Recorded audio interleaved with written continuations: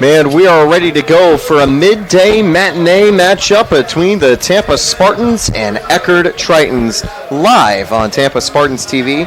I'm Taylor Storley, joined by EJ Doskow. EJ, we've got a pretty exciting Spartans matchup today. Tampa taking on the Tritons, and CJ Williams takes the mound. Yeah, it is a gorgeous day today. It's hot, but at least there's a breeze out. That's the plus today. Exactly, a good day for baseball. It always helps when you get a little bit of a breeze. Tampa wearing their red uniforms, so hopefully they won't be getting too hot. If they were wearing the City Connects that they've usually debuted at the third game of the recent series over the last 2 weekends, those ones that might heat up a little bit more today for this afternoon matchup. But clear skies, sunny day, great baseball weather, especially for one of the best starters in the Sunshine State Conference. CJ Williams enters today with a .285 ERA, a 9-2 record, and 75 strikeouts over 75 2/3 innings.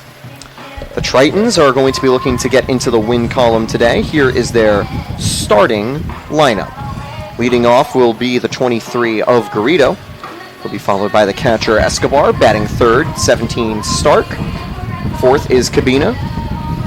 Fifth is Gelwick. Sixth is Jones. Seventh is Shoemaker.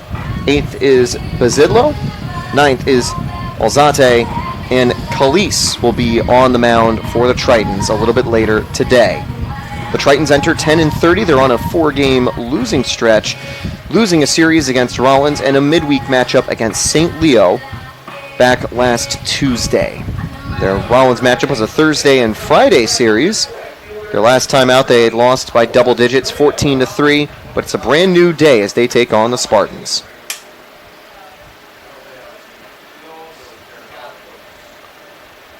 Garrido leads off for Eckerd. He'll take the first pitch coming up from CJ Williams. Tampa ranked, I think, 1-1-2 in a lot of the D2 baseball polls as that misses outside for ball one. Once again, the Spartans being one of the best teams in the nation. And, you know, it's always ring season at U Tampa, but this year, now, at this time of the year as well, it's definitely heating up. Popped up, and that'll be in play. Woodburn tracking. He'll call it off. That's going to fall in right field, and it's caught. One away. Good play by Villegas. You saw Woodburn out there looking for it. He was going for it. Once Villegas called him off, he goes, okay, I'm gone. He just backs off away. It would be close to Woodburn, but Villegas has the better read, and he's able to run forward to get it. Makes life a bit easier. That's the right side of the defense. Russo at first, Woodburn at second, Villegas in right. You got King in center, Williams in left, Saladino at short, and J.D. Urso at third. Fouled back, strike one. That'll bring up Escobar to the plate. Dylan Escobar is not a qualified batter for Eckerd, only has 22 games played, but he's been able to work his way into the starting lineup. He's hitting .337, .411, and .410. He gets on base at a very good rate. That's what you want as a hitter. And as a 2-hole hitter, leadoff guy gets on, you call a hitter run, he gets on. Numbers say it all. He puts the ball in play, and that's what you want. Exactly. And you think in modern baseball, it's kind of that idea of either having your best hitter second or a guy that's scrappy, can get on base and help set the table in case your leadoff man doesn't get aboard. Yeah. Here, he goes down on 3 straight. Strikeout for Williams. That was a wicked slider getting Escobar spinning. And that'll bring Stark up with 2 away. Zayd Stark is a power and speed threat for the Eckerd offense. 2 triples, 4 home runs in the season, leads in both categories, although he is tied with Gelwick for the most long shots. Weirdly enough, though, despite 2 triples, Stark has not recorded a stolen base. He is 0 for 1 in his attempts. So he's probably been able to hit it right to the corners and then taking a quick trip around the base path to make it to third. As he'll get ahead 1-0 against Williams. Now 2-0 as that misses outside. As a team, the Eckerd offense hasn't done too bad. A .267 team average, .353 team on base, .356 slugging. They definitely specialize more in small ball than long ball. 17 home runs as a team. Ball 3, and that's going to put Stark ahead.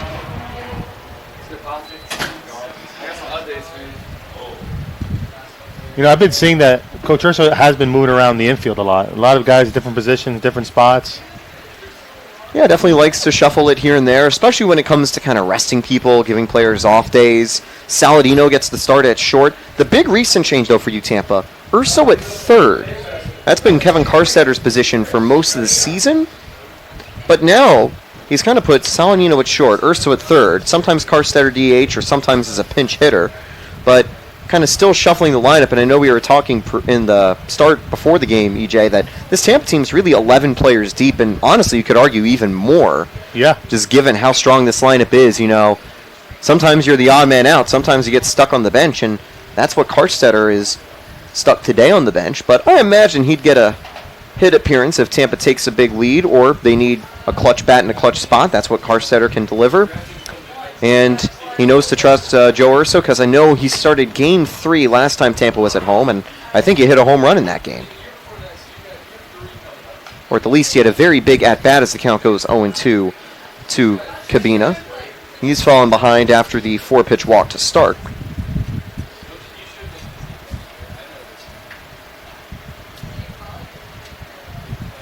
Yeah, looking back at that matchup against Rollins, Karstetter went 2 for 4 with a home run in that lone game he started against the Tars.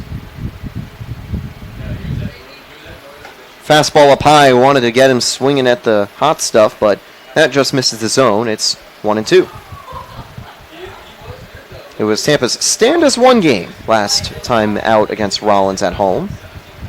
Williams shut the door with 8 strikeouts over 7 shutout innings. Will he complete a shutout inning here? Yes, he will. Swing and a miss. 2 Ks for Williams, 1 left aboard, and an easy top of the first. We'll be back with more action on Tampa.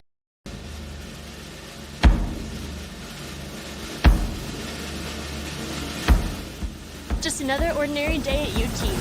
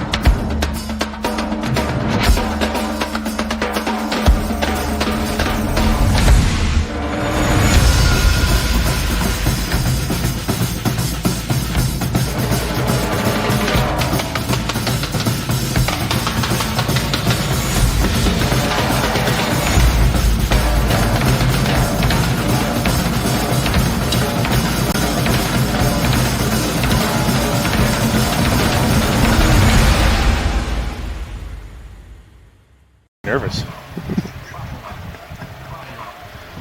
And we're ready to go back at you, Tampa. And right as we get underway, EJ, I know you've got yourself a message. I do, actually, but I'll give him a couple seconds because he said he wants to record it for some reason. Let's see. Who do we got up? We got Williams, Saladino, Urso. 1, 2, 3. And it's been a pretty consistent top of the Spartans order. Let's give you the rest. After that big 3, we got Braden Woodburn batting cleanup, Irigoyen batting 5th, Villegas 6th, Valdez 7th, Russo 8th, Maddox King in 9th. And they will be taking on the number 40 from Eckerd College, Rocco Calise. Calise is the number 2 starter for the Tritons.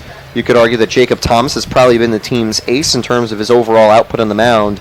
But Calise has been pretty solid on 4 starts, boasts a 1-3 record, 38 strikeouts over 42 innings, 32 walks, so definitely someone you'd call effectively wild for the most part. We'll see, however, if command issues be a weakness against the Spartans. Last year, Tampa as a team was known for drawing walks. Yeah. So you said that this is the number 2 on the mound right now. Yeah, they're number 2, I'd assume, unless Nathan Northwood's the number 1. Then maybe you call it their number 3. Williams squares up but pulls away. The classic Jordan Williams special, a bunt single that turns into an automatic double. Williams, that's of course the nickname that Jack Ike has given Jordan Williams because when he gets on base, he usually reaches second. Very quickly. Team record 60 stolen bases on the season, and he still has a couple more series to go. He could reach 70 stolen bases by the time the season closes, surpassed the 52 record back at the start of the month. I think he'll hold that for a while. I think so too. He's I believe, the top base stealer in all of D1 through D3 in terms of NCAA athletics.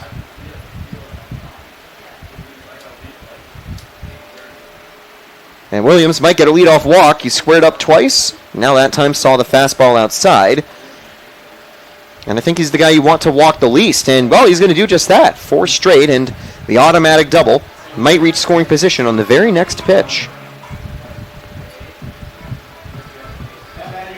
I want to know if that was ball 4 or did he get hit there? I couldn't tell. It was close, and actually, it was a hit by pitch. It was. Maybe it was to try to mitigate his base stealing threat, try to hit him on the leg. He drifted a little bit inside. I think he just was trying to get the inside corner. Williams was not swinging because it was a 3-0 count, and he wasn't squaring up for a bunt either. So he gets on base, and Calise is going to have to keep an eye on Williams. Stays put for ball 1, 5 straight misses from Calise. Saladino's had a solid season, 302, 439, 466. Saladino's power, I think, is extremely underrated. He's gone yard 3 times. He's also tripled twice. Ball 2, tried a backdoor slider, misses well away. I'm trying to think of the pitcher's trying to just change up his tempo, try to keep Williams contained there at first base, because I don't think they don't want him to steal all day to make sure it's known that, hey, we're going to mix it up here. Exactly. 2-0 is a very good base stealing count, hence the pickoff. But Williams back in time, and that throw was just on target for Cabina. He does have to be careful, though. If that throw gets away, Williams could head to third. There's a lot of space by the Spartans dugout, or the opposition dugout and bullpen. And finally, he finds the zone. Strike 1, fastball just clipping the top corner of the plate. Wonder if Saladino might try to square up for a bunt right here. Maybe see if they can catch the defense off guard. Shoemaker playing in. Williams safe on another pickoff throw. As far as I know, we don't have the MLB pickoff rule where you can only do 2 per at-bat, so I imagine Calise might send a couple more Kalina's way to check on Williams. I remember, I think it was 2 years ago when I was playing here, that it was a rule. You only could do it twice. I guess they got rid of it. And Williams took a little bit of a stutter step, but he stays put as the count goes 3-1. He might not need to steal. He might be headed to second base if this one misses to Saladino. But Tampa Spartan hasn't needed to swing the bat yet. Yeah, maybe give Saladino a good pitch right here, driving the gap. You see the center fielder shading just more towards the pull side right here. There goes Williams. He'll reach safely. That's ball 4. So bad news for Williams. That's not stolen base number 61, but it basically does the same thing as stealing a base. That also puts Saladino aboard for J.D. Urso. You definitely don't want to walk to J.D. Urso because you now have 2 players who could potentially do a double steal and get to scoring position, and someone who's very apt at bringing them home. Urso leads the way with 42 RBIs this year and a .607 slugging percentage. He's the only player to surpass Jordan Williams' total that's not named Joe Stella. There goes Williams. There goes Saladino. The ball gets away. That'll be a stolen base for Saladino and a stolen base for Williams. Runners at second and third. Well, there you go.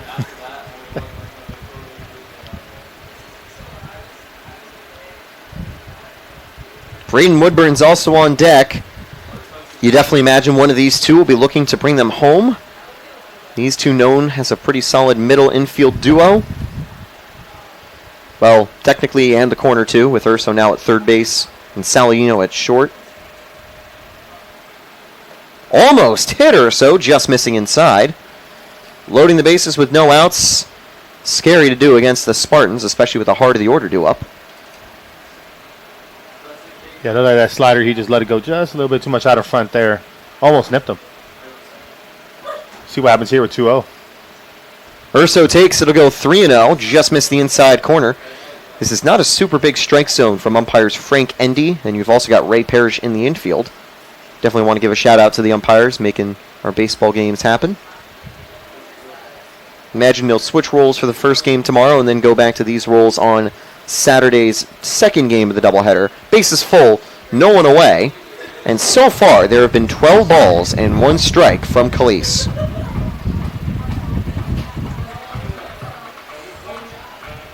Could have been a better start to the game for the starter. You got the pitching coach headed out there And then imagine it's just a, hey, settle down. Don't worry about it. Let the defense get the job done behind you. And now I think your person might finally be recording, EJ. Yes, he is. I just want to give a huge shout out to my dad and Dr. Flores at Shenandoah Middle School in Miami, where they remember guys' value matter. So I want to give him a quick little shout out there. Tell him that I love him, that I miss him, and I'll see him tomorrow because I'm heading home tomorrow. Woohoo! Have fun. I'd give a shout out to my dad, but I always kind of do whenever I say the classic, you can't fight City Hall line. My dad absolutely hates it when I bring it up, so I always try to do so. Shout out Bruce Wozniak as well, who is the person I got to give that quote to, although I'm not sure if he quoted it from someone else. Either way, I'm going to give him the credit. He definitely heard it somewhere, maybe in a summer ball game or something. Maybe. And he goes, oh, I'm taking that. Oh, yeah. I'm sticking with it. I know Bruce has done a lot of work with Olympic softball in the past. Maybe that's where he heard it, from one of his times covering in Athens or Beijing. That had to be amazing to go all the way out there, man. Oh, yeah. I was able to chat with him a bit about it as part of actually a project in our sports management class, as that's strike one just inside of Woodburn. And it was really cool to hear his story, and, kind of jealous, too, because, it's really special to kind of be able to participate sort of and kind of work at the Olympic events like that. So, crazy career for Bruce, kind of going from the Olympics to Tampa, a bit of an upgrade per se. As the count goes 1-1 now, just outside to Woodburn. Maybe not this bad. The next place see some action down there in the Eckerd bullpen. Maybe, as that one's driven deep to left field. That'll score a run and bring home 2, maybe 3. Urso stays at third, 2 RBI double by Woodburn. Didn't have enough to clear the wall, but it was falling over Gelwick's head every single time. We were talking about earlier before the game. He's wearing number 2. There's only one person I think of that wears number 2 at the University of Tampa, and that's Drew Eckerd. Indeed. And that was a Drew Eckerd ball right there. And Drew's corner, every time we come out here hit in the fall together, we always go, that's Drew's corner, all the way from 375 to 321. Yeah, no one can replace Drew Eckerd, but if you were looking to replace him in the aggregate, I think Woodburn could be one of the closest players in terms of his positional flexibility. Now the question is if he joins the Red Sox farm system, just like Eckerd is. That'd be pretty cool, wouldn't it? That certainly would, as that's strike one inside. I can't wait till he gets a Diamond Dynasty card so I can use him in MLB The Show. You know what? He does. He is a player in MLB The Show. Right. I think his face render isn't completely awful, but there you go. Oh yeah, I see. That's his real 99. Yeah. Wonder if I'll ever match up against him online. He's probably a higher rank than me. As that count goes 1-1, a quick throw back to second. I wonder if the ball got away from Calise on the mound on the throwback by Escobar.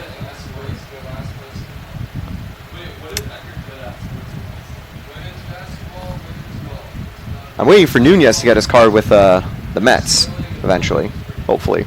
I want to use his pitches. I think his 96-mile-an-hour fastball could play online pretty well. Yeah. I remember facing him now before he took off for spring training, and he threw me a slider, and I looked at him. I said, where'd that come from? I said, I remember catching your fastball from third base coming across the diamond. I said, I don't remember this slider. It is cool to see how he's really grown kind of just from that elite third baseman from the big arm. There's a really strong arm on the mound. Yeah. And you know who he's playing with is, remember Dalton Ross? I do. His younger brother. He's playing with him with the Brooklyn. Love it. Up in Brooklyn, yeah, for the Mets. It's now a 3-1 count to Irigoyen. Could see the bases loaded again with Villegas on deck. And he's going to send that up the middle. They might have a play in the plate. He's going to take the out at first. And, he lets the run score. But I think for Calise in the situation... Get the out. Yeah, get the out. You probably would have had him out in the pickle. But instead of 2 base runners and 1 away, you now make life a little bit easier for yourself. Give yourself a little less pressure. And he finally gets himself an out on the mound. I know Vegas was out for a couple, I think it was like 2-3 weeks from an injury. I forgot what the injury was. I remember someone told me the other day. I think it might have been a leg injury or something. Yeah. That's also why he's been primarily playing DH, but he is back in the outfield for, I think, one of the first times since his injury today. Or he might have been there on the road series, too. But either way, great to see Villegas back in the lineup. He's one of the best Spartan bats. He is the first player, however, to be up here without multiple runners on the base path since the Urso at-bat. He's batting .330, .448, .495. Fouled, and the count goes 2-1.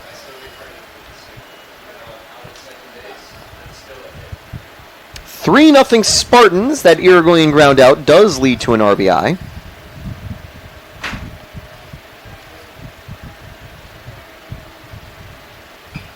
And now it's 2-2. I might be mistaken. I think this might be the first two-strike count that Calise has had all day. He almost had two strikes battling back against Woodburn with the bases loaded, but Woodburn took the strike 2 down to the Eckerd corner. Yeah, there you go.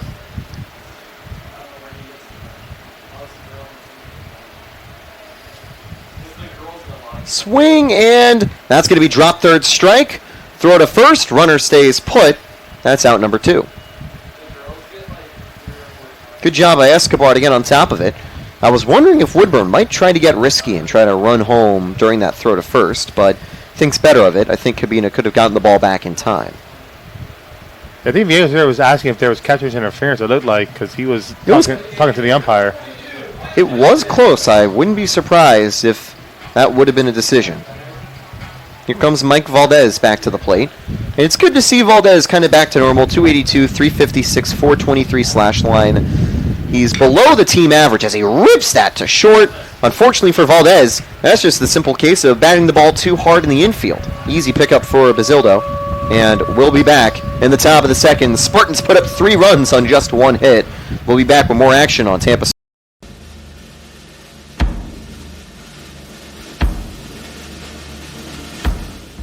Just another ordinary day at UT.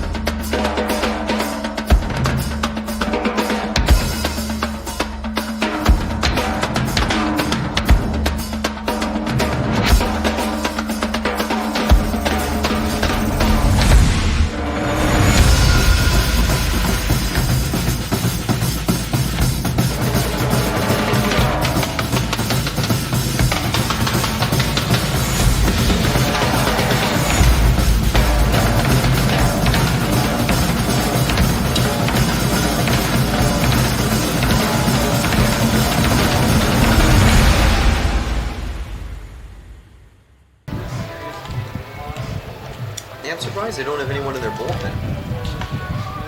I think they're just riding him out.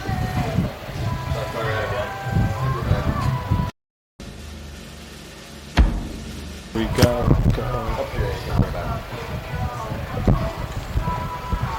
Top of the second, about to get underway. Welcome back to Tampa Spartans.tv. Let's give you our Spartans defense real quick as we get started.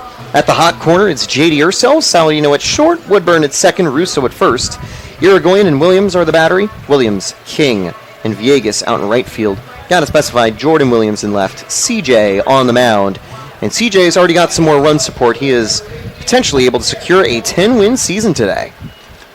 And even his losses have been some pretty good performances. I know early on in the season, Tampa had a defeat. It was against Quincy, where Williams, I think, struck out 10 over 4 2/3. Yes, he did give up a couple runs.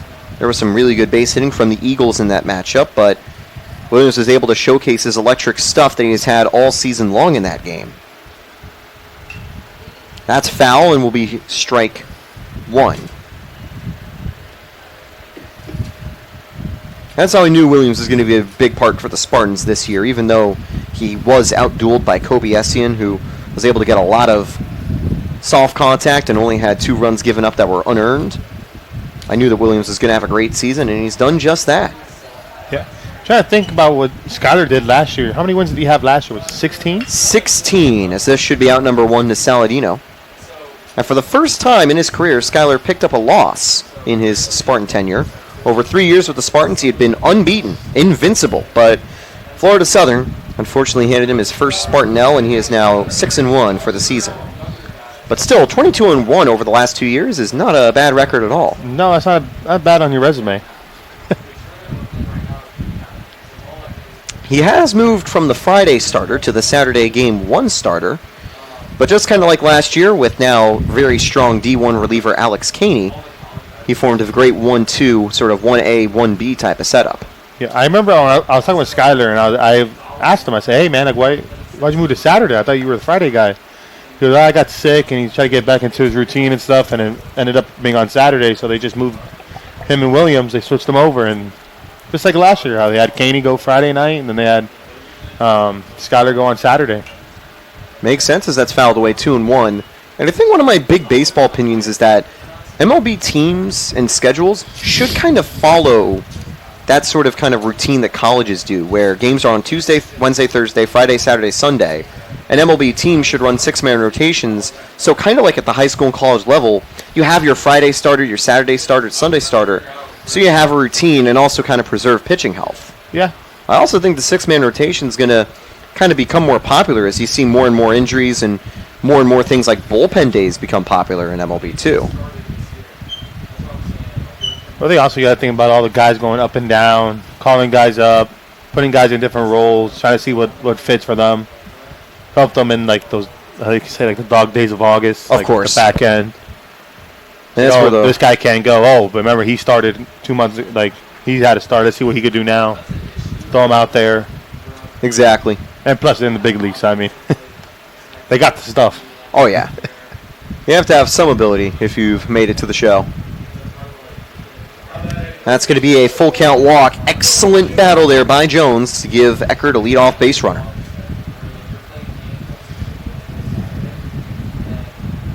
Two walks today from Williams, but he also has 2 strikeouts. Command has not been a problem for CJ all year long. 17 walks in total over his 12 starts. He's averaging just a little over 1 per game. And as a whole, Command's been great for the Spartans. 333 strikeouts to 137 as a team entering today. That's popped up, but foul. That'll land on a roof right behind us. I was giving a dramatic pause to see if we could hear it land, but I think it did land behind us. Yeah, I'll say very rarely we'll get balls here because of the tarp we have right here. And plus, that net's up there. It certainly is. Kind of forget as well the home plate net, how high it goes. If you're Eckerd, you've definitely seen this field before, our renovations. We've got the 100-foot net around the U-Tampa campus, and we've had plenty of foul balls clear the fences, but very rarely will a home run do so. Yeah, I think ever since I've been here, I think I've seen maybe 3 or 4. And that's saying a lot in 3 years, I mean. That's going to be hit into the gap. Tracking it down, Maddox King makes an incredible play. He won't have time for the double play. That throw is late back to Russo and offline. But a gold glove play there from Maddox King. Put that on Sports Center. 2 away. Can I do it?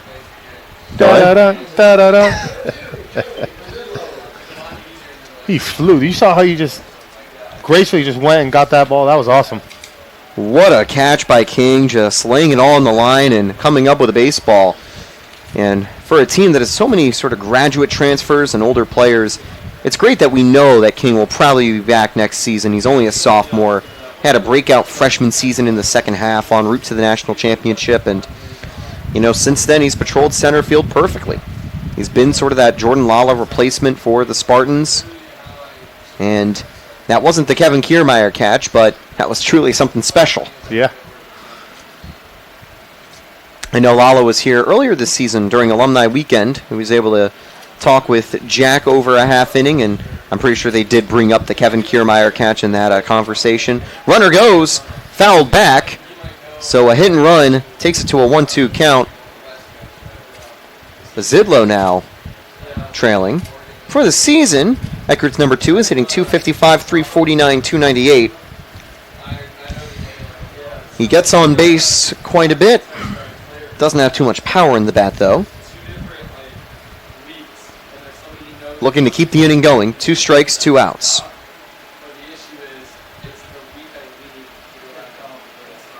got him.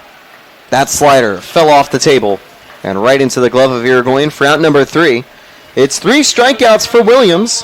Maddox King saved a hit as the Tritons are kept quiet. 3-0 Spartans lead. We'll go back to the top of the order. It's Russo, King, and the automatic double.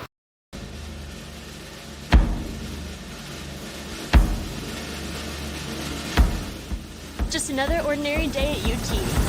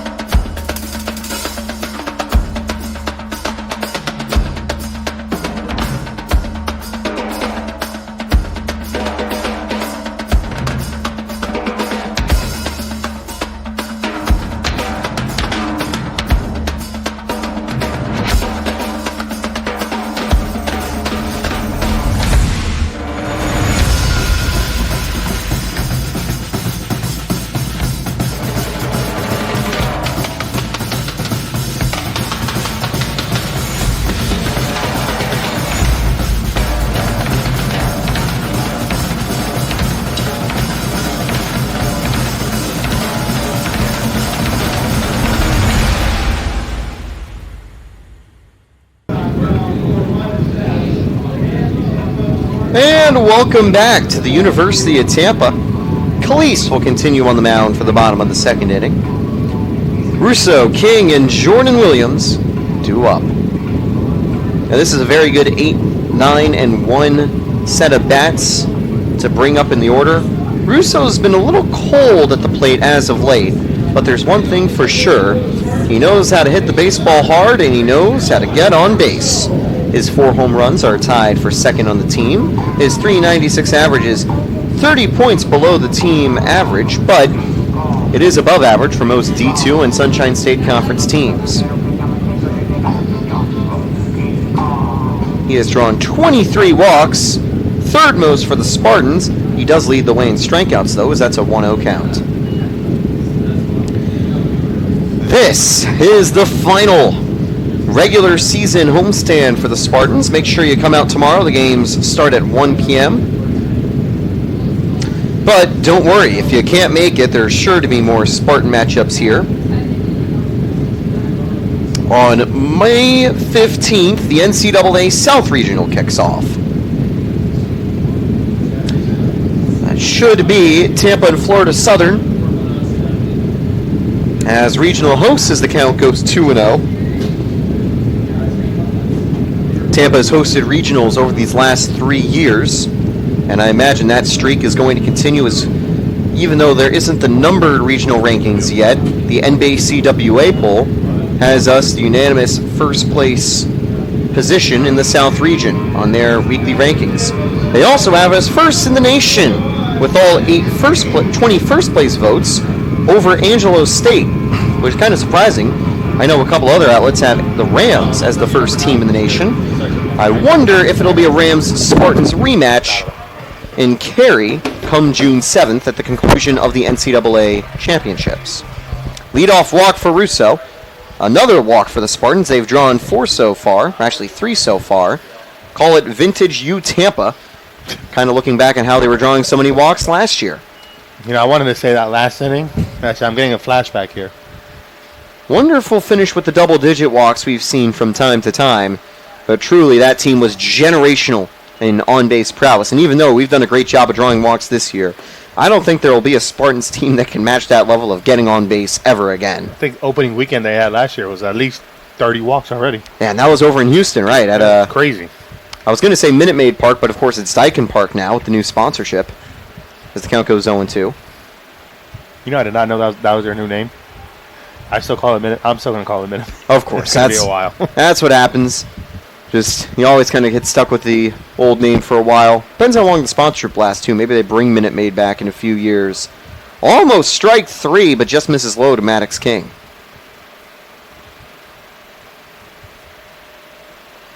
Speaking of names for the stadium, you imagine that this field will eventually become Urso Park or Urso Stadium or Urso Field.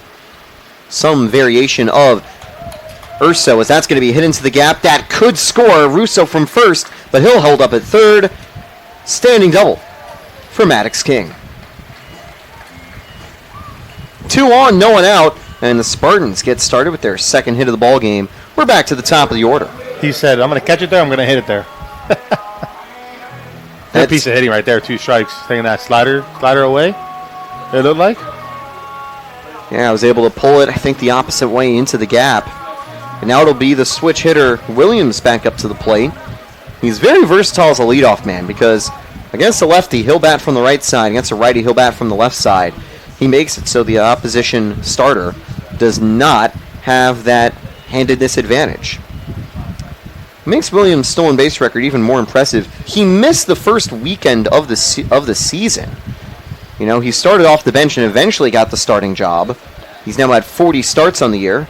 He's basically been unmovable from the top of the order ever since kind of getting onto the scene as a pinch runner.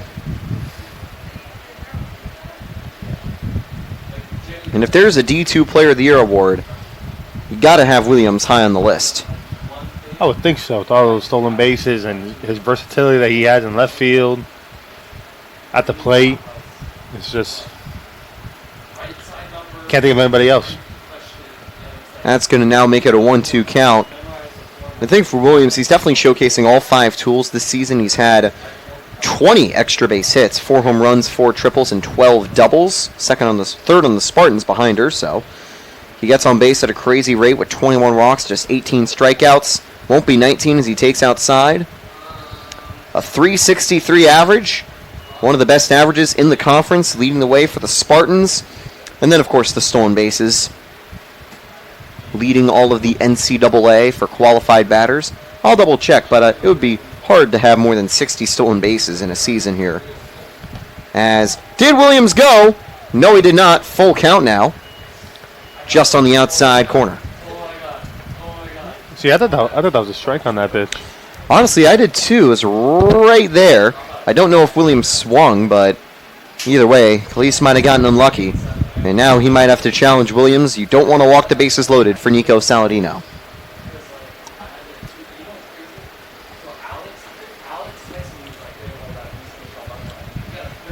And the bases are full with no outs for the second time today.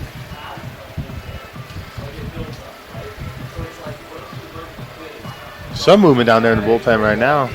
Yeah, there is someone, I think, getting some stretching and tossing in. Or stretching. Yeah.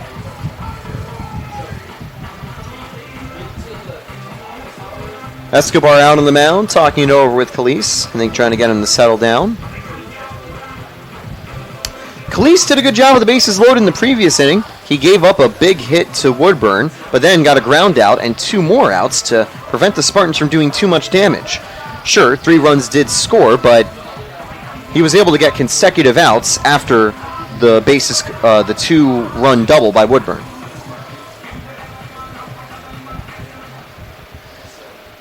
He would love to somehow escape the jam here, though. Infield not playing super far in. Saladino's first pitch, strike on the inside corner.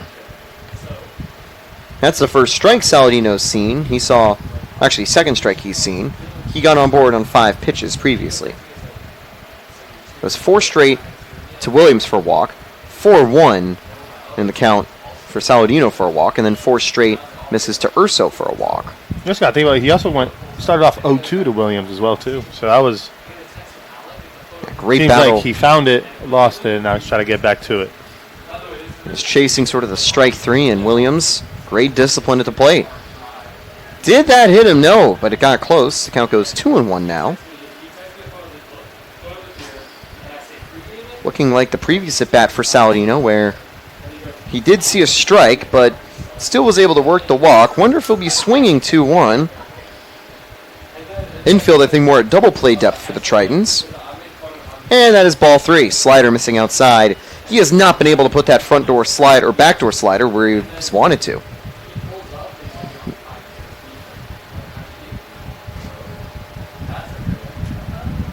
He's got to challenge the zone here with the bases loaded.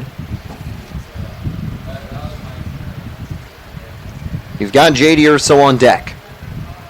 And a run will score. Urso steps up. Base is still loaded. Russo makes it home. It's 4-0 Spartans.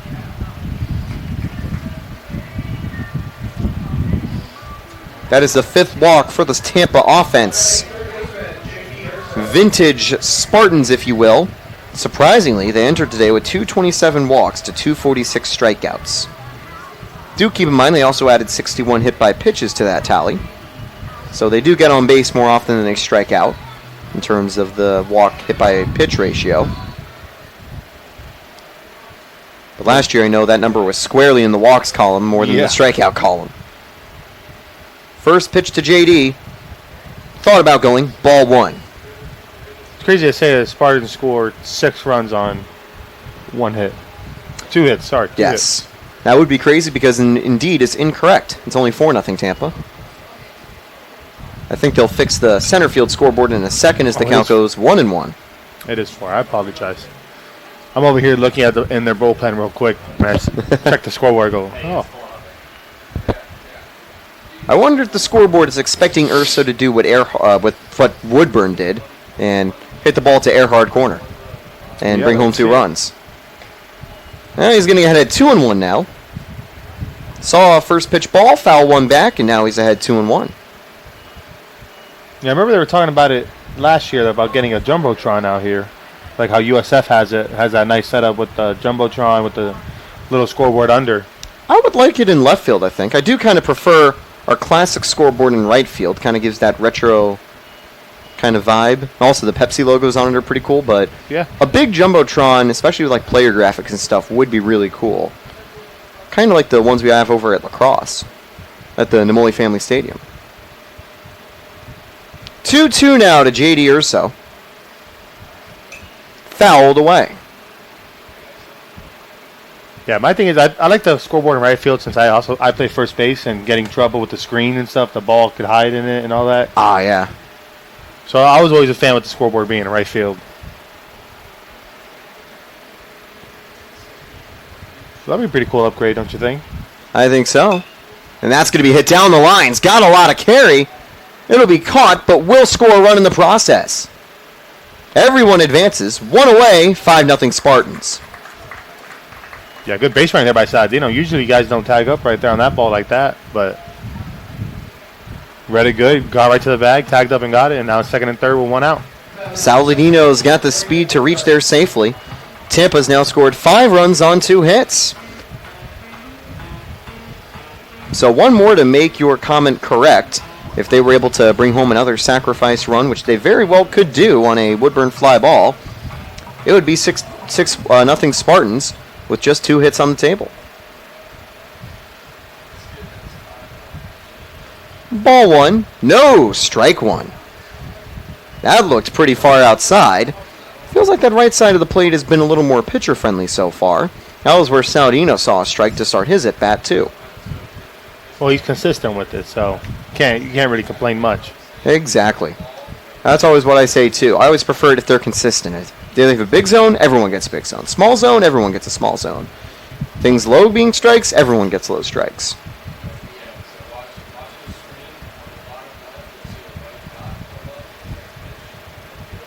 That's going to be missing outside. I always feel like kind of the individual strike zones for umpires is kind of what makes it fun as well. You know, you kind of have to adapt to how different umpires call it. Sometimes you get big ones, sometimes you get small zones. It's that human element. Yeah, usually you go up there, hopefully if you're not the leadoff batter, you get to at least get an idea. And that one was pretty good on that outside corner. 2-2. The 2-seam fastball, I think, from Calise, just clipping the side.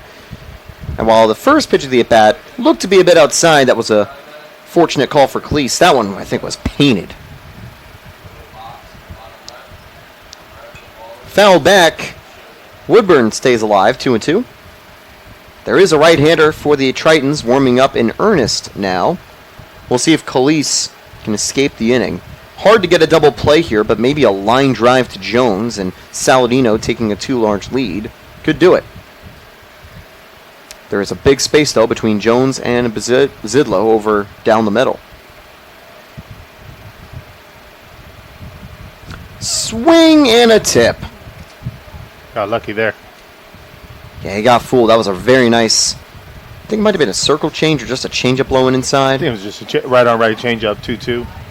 Good executed pitch though by him. I'll tell you that. That was really good. Woodburn, however, gets a second chance. Wonder if that might set up a slider. That's going to be lined up the middle.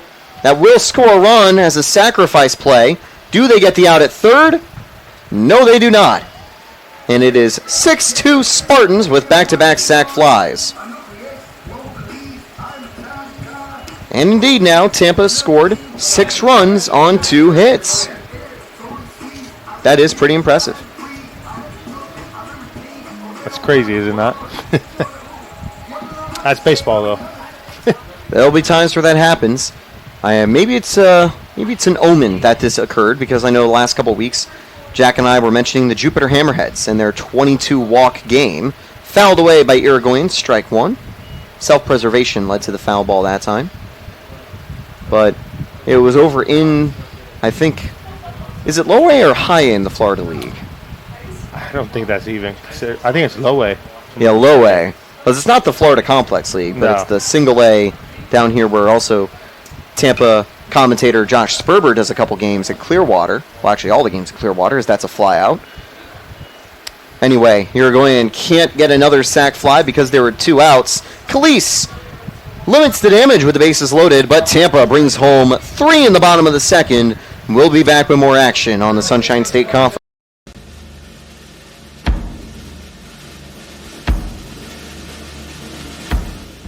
Just another ordinary day at UT.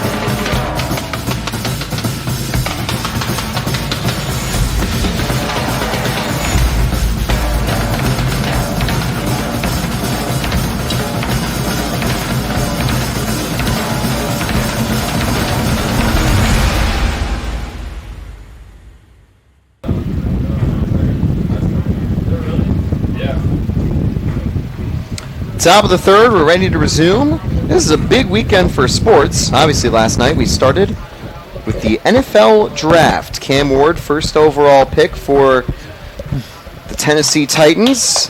Yes, sir, baby. My U. A couple other big first-round picks and a couple people falling, surprisingly. CFB 25 cover star Will Johnson fell to the second round, as did Shadur Sanders, the Colorado QB.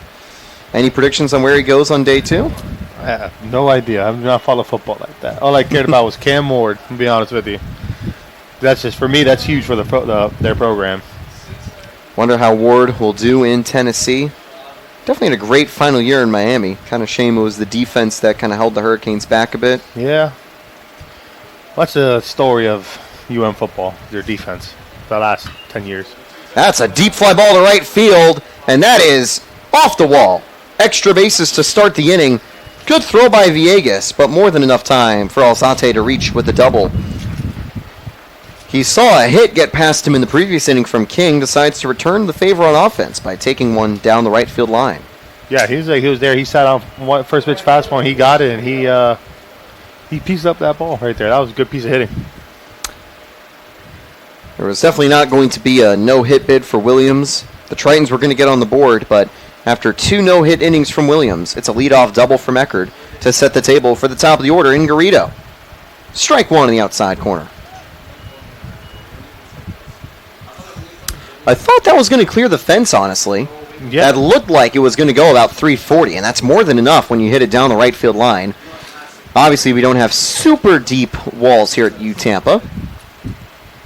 The hardest place to hit it as the bat gets flung away, and that one's fouled back.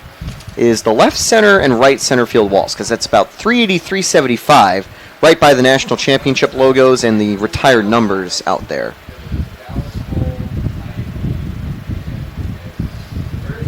Only 395 to center, but there's more line drive hits than home runs into the gaps. Yeah, and I know like later in the year, balls start flying a lot. Another strikeout for Williams, 4 in the game. I wonder if they bring some balls that fly a little bit further for tournament play.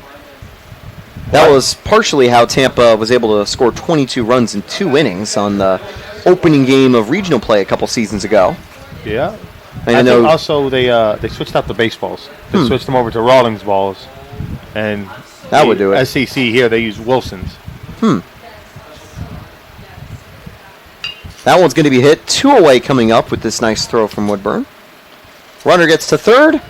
One more chance for Williams to get out of the jam, or for Tritons to get on the board.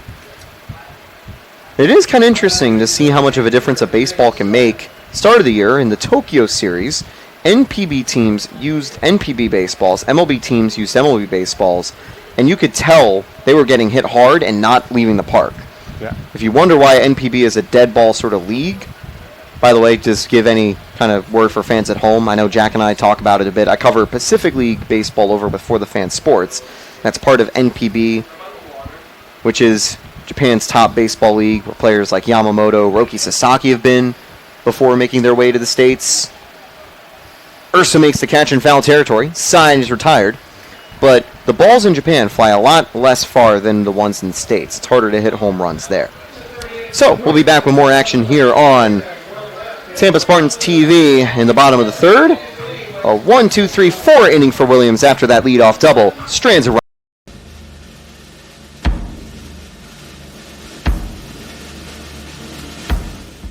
Just another ordinary day at UT.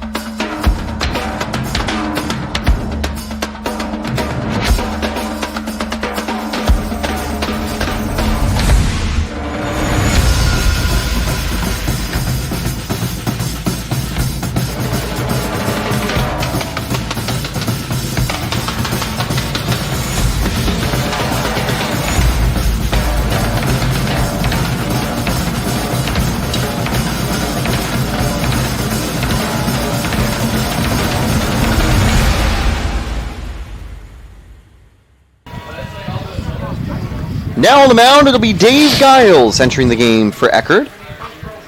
For the season, he enters with a 13.16 ERA, a 1-3 record over 12 outings.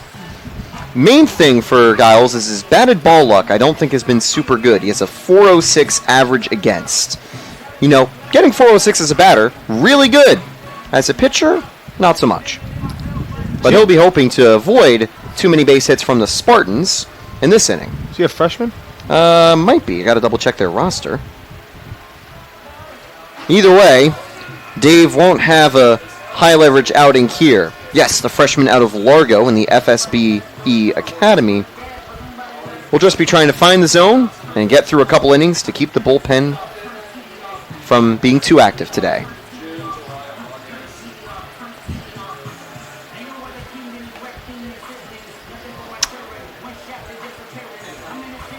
As a whole, the Eckerd pitching staff has an 8.54 ERA as a team. They have struck out 284 batters to 223 walks. They have a high amount of walks as a pitching staff, but they do also have a relatively high number of strikeouts, too. It'll be leading off Villegas, followed by Valdez and Russo. Yeah, I think also Eckerd did a lot of switches here. They had a new first baseman. If it is, yeah, Cabino. It doesn't look like the 33 is in the game anymore. Cabino was there to start the game. That's going to miss inside for ball 1 to Villegas. Interesting, though, to see what changes have been made for the Tritons. It looks like a single-digit number. Maybe they have shifted Jones to first base. Or brought in someone like Perez. I think that's Chris Perez, potentially.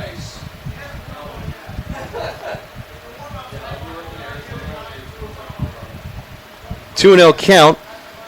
Gals has had a better strikeout to walk rate than some of the other Eckerd starters. 31-17 in the season. That's what Dave will be hoping for here.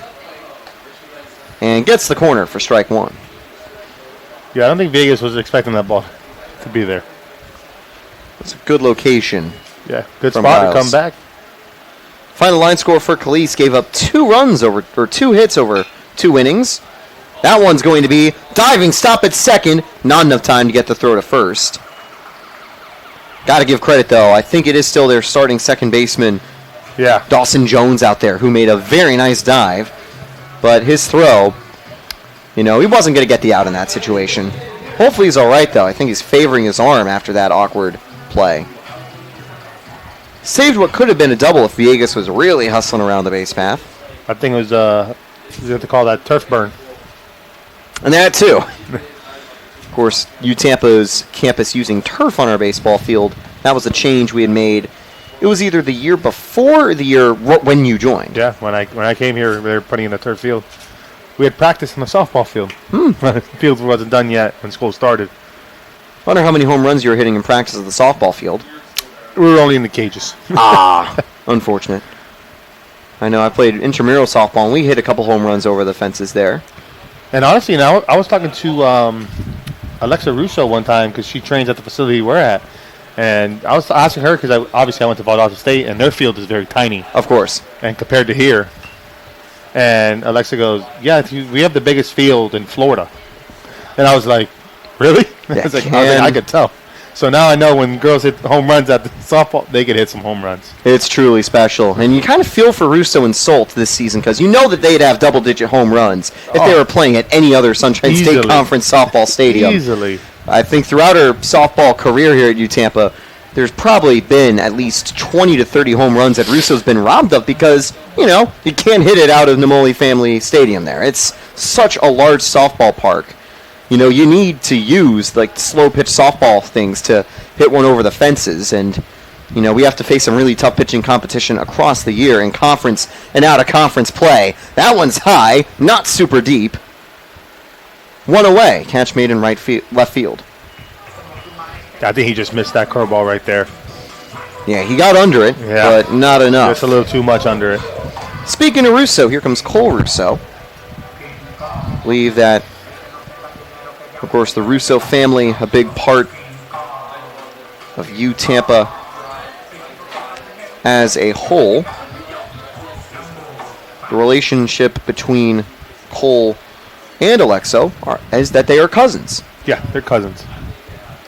And they both bring a lot of pop to the plate. Alexa for softball, Cole for baseball. Cole is the son of Pat Russo. And of course, Pat and his brother Paul Russo both used to play baseball at UT and went on professionally as the count goes 1-1.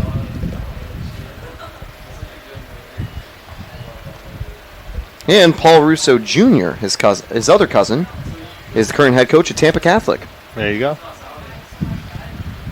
So whenever you're looking at softball or baseball in Tampa, usually the name Russo is a part of it. That one's going to miss to make it 2-1. Escobar on top of it as Villegas faked the steal that time. Yeah, we had live at-bats at Tampa Catholic, and gorgeous field. Really nice field. For high school, I was like, wow, this is really nice. And they take care of all the facilities out there. It was gorgeous.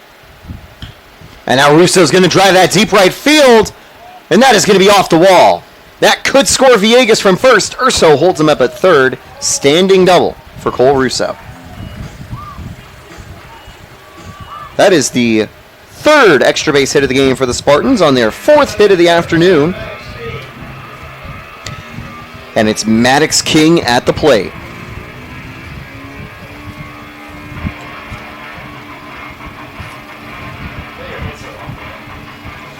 Good piece of hitting right there. Let me tell you, that ball was torched out to that gap. Speaking of Tampa Catholic, Maddox King is a Tampa Catholic product, and just like that previous at bat where the ball was hit cleanly into the gap, King did the same thing in his first try at the plate, and it was right in the same spot too. I think Russo got a little bit more under his though, because it landed right at the wall. King's took a couple of bounces before reaching the wall and getting him to second. Yeah, I think the balls they have today are dime because his ball, King's ball, and then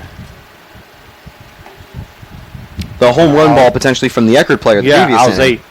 his ball down the line, which we thought it was gone, and they all just short of the wall. And it looked like it was going to get to the fence, but went only about 325 instead of 330 to 340. And it's a 3-0 count to Maddox King. If we're going to see ball 4 coming up, the good news for Dave is that the bases would be loaded and there's only 1 away instead of no away. It is rare for a team to get bases loaded and no outs 3 times in a row, or multiple times in a game.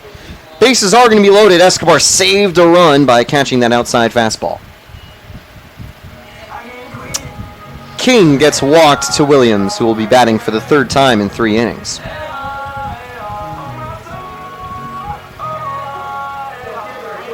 Williams started the game with a walk. Well, hit by pitch, that would have been ball 4.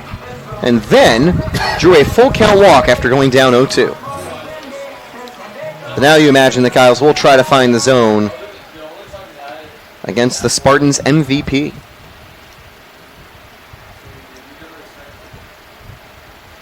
That one gets away. Runners stay put as it took a pretty big bounce off the wall behind home plate. Yeah, I remember when I played here, they only had the pad just behind the backstop. That was it. The sides were just still brick. I remember there was a ball in the regional play that hit off the brick. I was up, bang, bang, play at the play. They called him out, and I was like, if there was pad there, or something, if they had this pad, I think it would have been a different story. I think those pads were also part of some of the renovations as of late. I know also last year they added the pitch clock to center field. They've had it at the dugouts for some time now. But as a batter, how has the pitch clock kind of impacted the way you play? Very different, I'll tell you that. You're kind of sped up, but you adapt, obviously, of course, and definitely now, since I'm going to be playing, it's different. It's been different. But I think it's pretty cool. It gets the game going a little bit quicker, but there's sometimes you just look at the umpire, you're like, really? 3-0 counts to Williams. Could see a run come home via free pass. And indeed, that's ball 4. RBI walk for Williams. Here comes Nico Saladino. No action yet in the bullpen. He's going to go out there and talk to him for a second. Mm-hmm. Dave Giles was brought in for a long relief role. He's had 2 starts this season. He's thrown over 26 innings in 12 appearances. Definitely shows you when he enters, he's usually in there for about 2 innings. And that's what they're hoping for here. The Tritons have a busy weekend. They face the Spartans 2 more times tomorrow. Doubleheader starting at 1.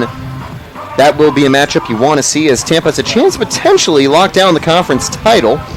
Currently, Tampa has a 19-2 conference record. Florida Southern got swept last weekend. They fall to 14-7 with Rollins right behind at 16-8. Tampa 6 games to play in the conference after this weekend.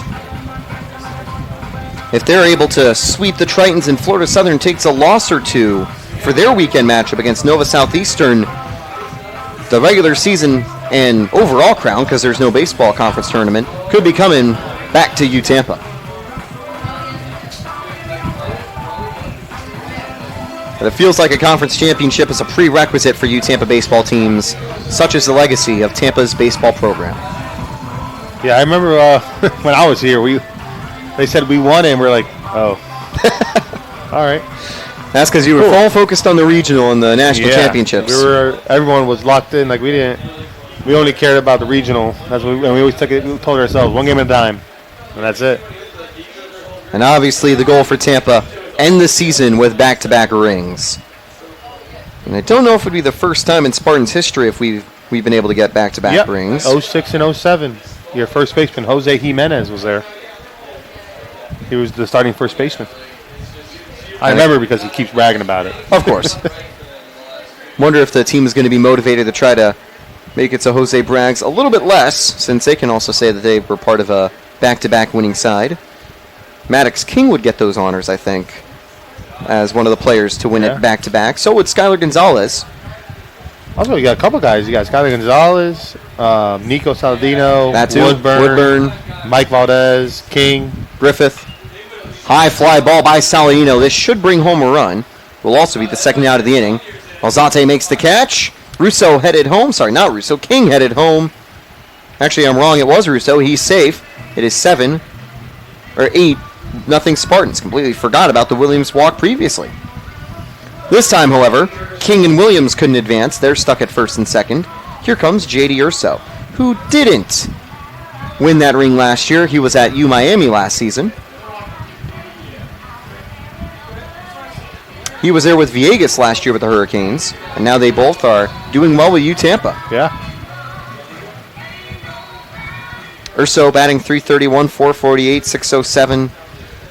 He won Conference Freshman of the Year twice in a row, and he's going to bring home another run right here. Ground rule double. That'll keep the runner at third. Yep, that's JD's corner right there too. In Drew's corner, he loves going down that. He loves going down the lines. Many of the Spartan players that bat from that right side of the box certainly do. I wonder why they weren't playing Gelwick as far back. I don't think he would have gotten it even if he was playing super deep. No, I don't think so either. That was just a very good hit from Urso. I think if he was further back on the Earhart hit in the first inning from Woodburn, he could have gotten to it. It's Woodburn back at the plate, by the way. Giles needs one more out to get out of the jam. Runners at second and third. That's going to miss inside. Ball one. It is 9-0 Spartans. Urso gets an RBI single. He couldn't score two on the play, even if Williams wanted to go home. It did take a bounce over the wall, so it would have been a ground rule double. Both runners just stay put at second and third, too.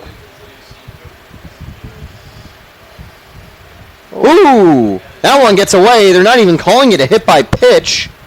And that makes it 10-0 Tampa.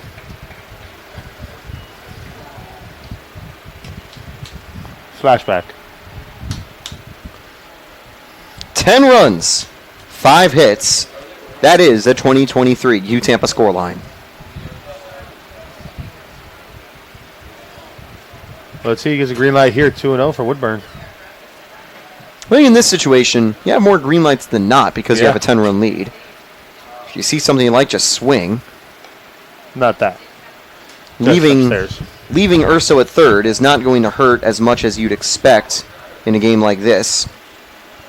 The Trojans, of course, still have 6 full innings to try to manufacture a miraculous 10-run comeback. And there have been games before where Tampa's been leading by double digits, where they give up a lot of runs, make it 11-0 Spartans. And a walk to Woodburn. Oh, yes, that too. Yeah, the see first was going to start making some changes now. Maybe, you never know. And then you got to think about for Williams, do you want him to keep getting out there, get more work in, or do you want to go to your bullpen and see what they could do? Exactly. Or possibly save the bullpen for tomorrow. I think, however Williams is feeling, if he has a long inning, you then give him a day done. But I try to give him 5 to get him the win, get him 10th of the season. Yeah. And, if he's feeling up for it, maybe you let him go for the quality start. But obviously, again, you're getting close to the postseason. You'd like CJ to be healthy. You don't want to risk anything. So I don't think CJ would be too disappointed if he was pulled here, but you want him to go through 4 or get the 5th and get the win. I think you need 4 or 5 for the win. It depends, as well, how good the outing is. I think it's 5. Okay. Yeah, it's 5. So, yeah, give him that 5th inning. Get the win. There is no run-ahead rule for the first games of a doubleheader. Second game of a doubleheader, or is it both games of the doubleheader, can end early, as that one misses way outside from Giles if there's a big score line. Unlike softball, where you do have the run-ahead rule after the 4th inning. I'm gonna be honest, I don't remember there ever being a run rule when I was playing over here. I think it's a recent addition. Is it? They don't have it for tournament play, but for conference play doubleheaders, I think they do say... Yeah, tournament play, you play all 9. Mm-hmm. Because, again, you never know what could happen. A team could score like how Tampa did. I know we've seen some... one inning. Excuse me. We've seen some football score lines throughout D2 baseball. Some of the time, I know the Diamondbacks and Cubs had a game where they had a 17-run full inning where they scored 10 and 9 back-to-back because of the wind. Isn't that crazy? And it certainly is. That's That's why baseball's fun, though. You can never guess what's going to happen. And that's high for Irigoyen. 2 on, 2 away. And Tampa slowly setting the table again, as that'll bring up Villegas.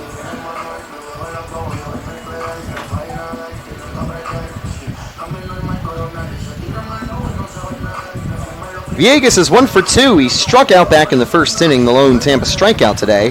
They have drawn 9 walks compared to 1 strikeout. They continue at this rate. They might surpass the strikeout total with walks total for the season again. Yeah, they're now at 236 walks to 247 strikeouts. Ball 1. I think who led off this inning? Was it Villegas? It was. It was Villegas. Yes, it was Villegas. He singled to start the inning. That was a great play by the second baseman that he got up and couldn't get him in time.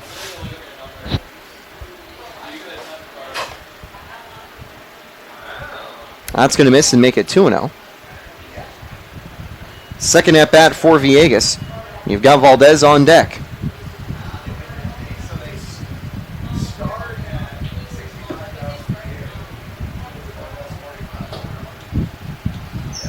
That's going to hit the zone for strike 1.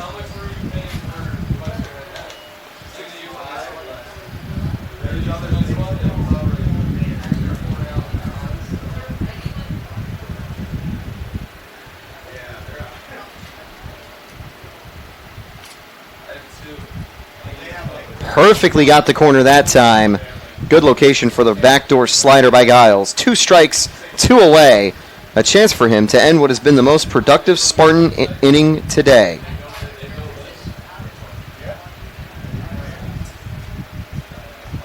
And ball 3. It'll continue to a full count. Yeah, full count, 2 outs. Runners are going to be moving, so hopefully we see some happen here. Might as well. No reason to stay put. Payoff pitch to Villegas. That's going to be hit into the gap and should score both. Actually, I think they'll hold up Irigoyen at third. And it's an RBI single for Villegas as the outfield gets to it quickly. 12-0 Spartans. Yeah, there you go. Great piece of hitting there, 3-2. Now, if you think the runners were not on the move, do you think Woodburn scores there from second base? Maybe. He's pretty fast. I think he could make it home. But they weren't moving. I'm not sure how actively they're hustling around the base path, too. Maybe with 2 outs he is, because you're on contact or, you're going no matter what. Yeah. But also, again, as well, with a 12-0 lead, Urso might just let them get loaded as well. Might just say, hey, you don't need to risk going home. Just stay put at third. And maybe that grounder up the middle could have scored. Throw almost gets away from the first baseman, but he steps back on in time. Giles out of the inning. 6 runs come home for the Spartans on 4 hits. It's 12.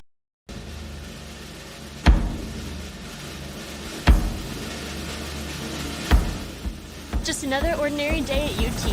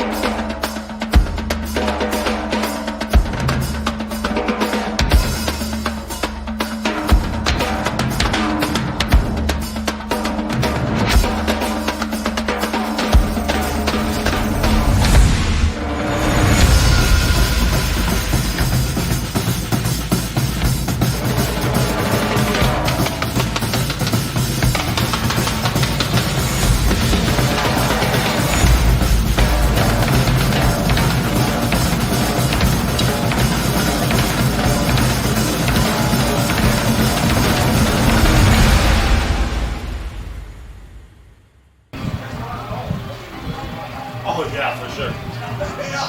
For sure. You gotta get him to go there.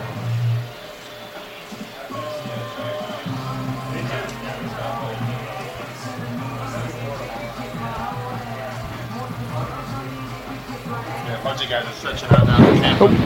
Back there. And we are back. And definitely not a surprise, EJ, to see the bullpen getting active for Tampa.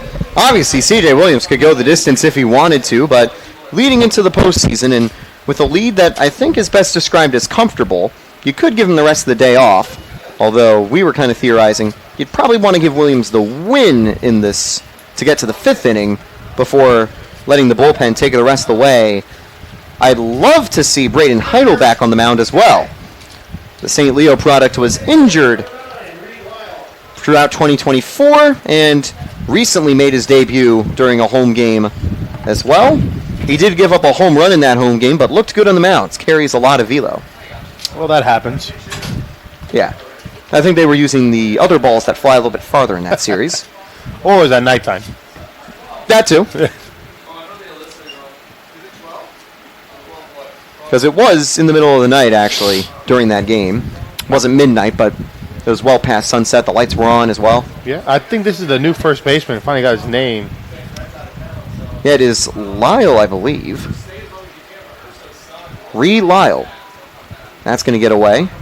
Count goes 1-1 now. For the season, he's batting .269. The scoreline like this always is disappointing, but for both teams, it can give them a chance to test out some new players in the game. That's going to be rolled up the middle. CJ's there, and that flip is also off target. That gives them a base runner. An error from the Spartans. I know he didn't want that to happen right there. In the previous inning, we saw Giles lob the ball too high over his first baseman, but he stepped back in time. Funny enough, when now the first baseman's at the plate, the same thing happens to him, but he reaches safely.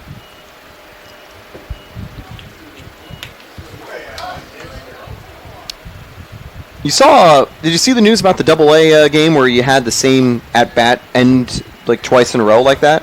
Where it was like, there was a ball hit to short that they threw to first or something, like that was like the exact same play. Okay. That basically is what just happened here. There's two of the exact same play in a row, but just slightly different outcomes. Grounded, picked up by the pitcher, lobbed to first, pulled the first baseman off the bag. That one's popped up, stays in play. Irigoyen chases, and that one's out of play.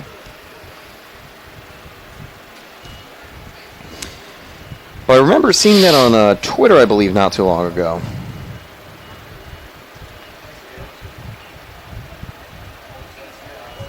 Maybe today's one of those days we get to see a Carson Queso at bat. Wonder if he can get back to a 100 average, or 1,000 average, that he finished last season with. Deep fly ball, but both King and Williams have plenty of time to get there. One away.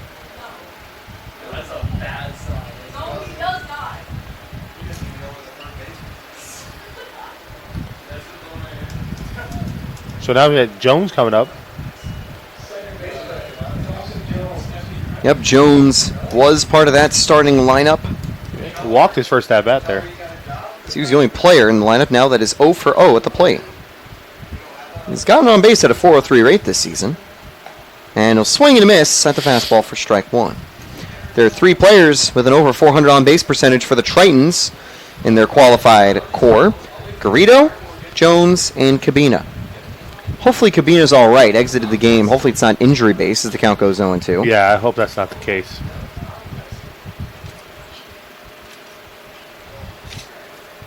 Oh, there we go. Women's basketball coach legend walking in. And now, 2 strikes, I think. That's going to be hit through the hole for a base hit.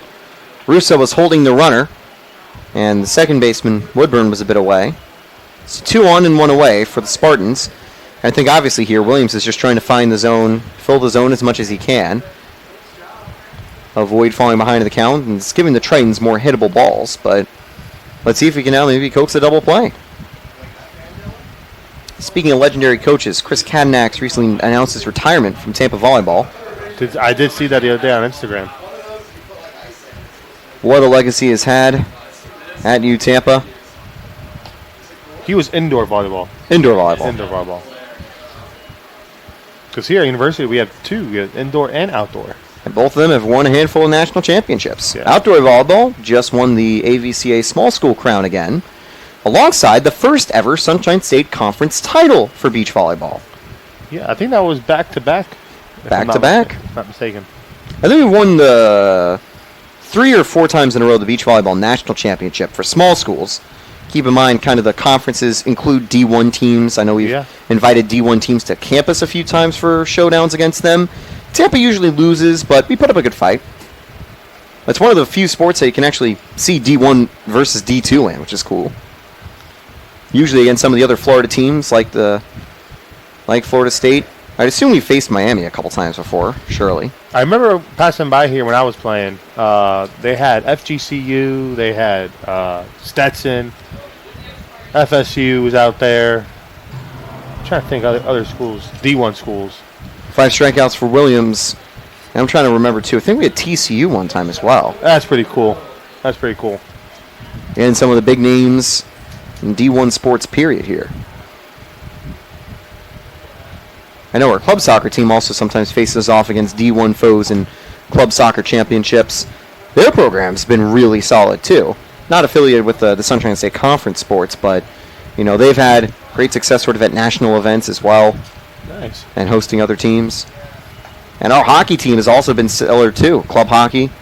If you're a fan of sports, you're a prospective student, wherever you play, Tampa's probably got something for it, unless it's on the gridiron.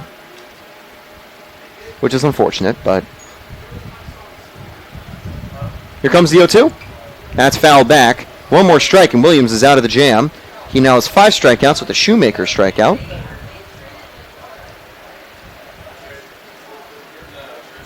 You see a bunch of guys starting to warm up now, hitting the cages. I see Kevin Carsetter getting in there. Griffith taking some swings. You definitely guess that both of those guys will be in the lineup. Coming shortly, I would think. Probably Joe Stella gets a chance as well. Yeah. He's the team leader overall for batting average as they get the force at second to end the inning. Williams was shaking his head. I think he was disappointed he couldn't end with his 6th strikeout, but 4 shutout innings from the Friday starter. We'll see if that's him done for the day. Not sure if he'll be in line for the win. If so, he might come back for the 5th to try to get win number 10. I think so. He's going to go back out there because usually you can tell with the bull, he'll shake your hand. But he gave him a nice little pat on the butt and said, let's go talk real quick. So, now on the mound, it'll be Max Folkman when we come back. A call to the...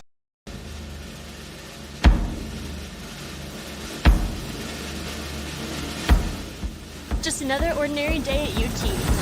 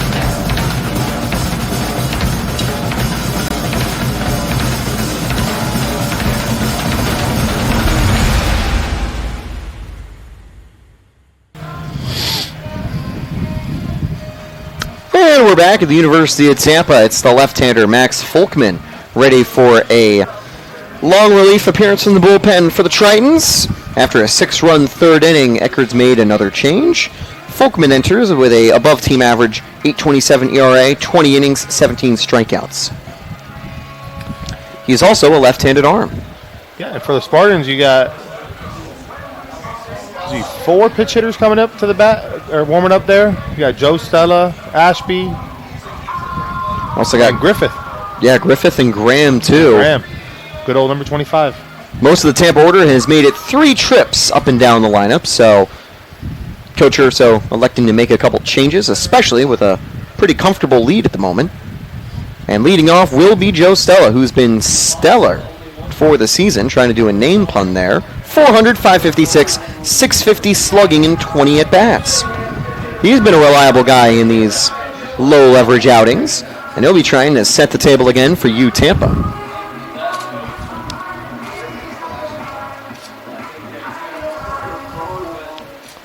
Mentioned in the previous inning, some of the legendary Spartan coaches.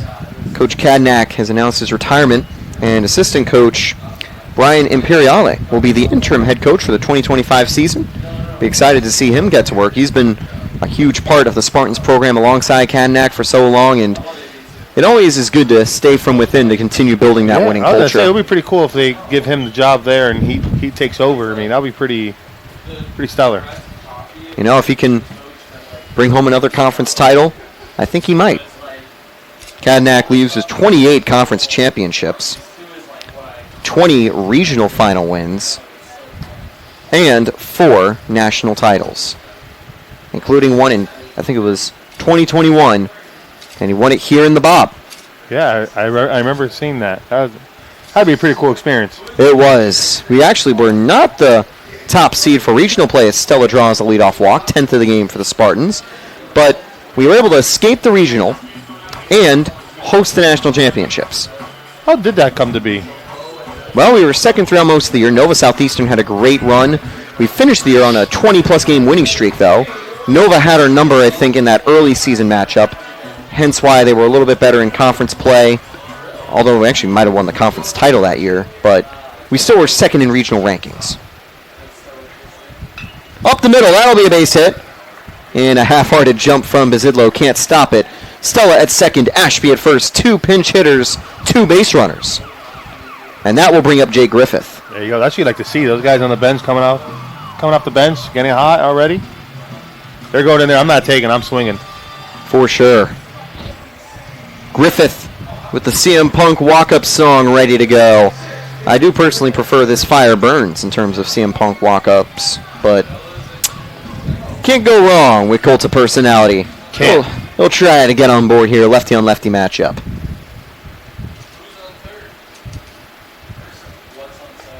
Strike one. Griffith has just been, I think, the unlucky recipient of Tampa's struggling from success, given how deep this roster is. Yeah. There's usually going to be an odd man out that usually can't get too many appearances, and that's Ben Griffith, as he'll wear one to load the bases and no outs. For the 3rd time today, Tampa has gotten the bases full with no outs. They did so in the first, they did so in the second. They loaded the bases with 1 out in the 3rd, and now the bases are loaded here in the 4th. Did so with a walk, hit, and hit by pitch. That'll bring up A.J. Graham. 25 looks so good in the all-red uniform. So, really does. Well, are you saying that just because it was your number? Maybe. Graham, the freshman out of Gaither High School, the former Pirates draft pick back in 2021, is ready to go for his Spartans career. Similar to Anthony Nunez. He's a freshman, a quote-unquote freshman. Yeah, eligibility freshman. As the count goes 2-0, missing down low. He's got a chance to build a Spartan legacy. There are a couple other players that joined U Tampa that were drafted by MLB teams, but make their way to D2 instead. Another one is Michael Alfonso. Alfonso was drafted by the Texas Rangers in the 2021 draft. Was it actually around the same time that Graham was drafted? Got to double check as he'll get ahead 3-1. Could get a bases loaded walk. That'd be pretty unique if they got drafted the same draft. 1 round away, but same draft. Graham was an 18th round pick by the Pirates. Alfonso, 17th round pick by the Rangers. There you go. And Alfonso's been stellar as our closer. Graham will probably take the shortstop mantle from Saladino and Urso next year. Full count for A.J. Graham. In a normal game, this would be a very high leverage at bat. Could just put up Tampa by a couple extra runs if Graham can put it in play. Ball 4. He'll walk home a run. That is the second RBI of the season for A.J. Graham on his second walk of the season. And now we got Kevin Carsetter up. And obviously Kevin Carsetter. When you can have a player like him on the bench, you know your team is good. Yeah. I think it's crazy how, he had a 700-plus slugging last year in D1, and we've had him below 6 in the order pretty much all year long. Most Sunshine State Conference teams, most D2 teams in general, Carsetter would be the 3 or 4 hitter. Yeah, I remember playing with him when I played with him in the draft league. I mean, he was hitting 3rd, I was hitting 4th, and then we flip-flopped. It was just me and him flipping over, and I loved hitting behind him. Love watching him swing it. And he gets a chance here with the bases loaded and no outs still. And there is going to be some more action from the Tritons bullpen. Second walk of the inning for the Spartans and the 11th of the game. Yeah, I don't see nobody really warming up down in Tampa's bullpen, so I think they're going to let Williams go. I mean, at this state, might as well give him the win. Yeah. And his pitch count's pretty low. He had a longer inning, but relatively quick at bats, as that is strike one inside to Karstetter.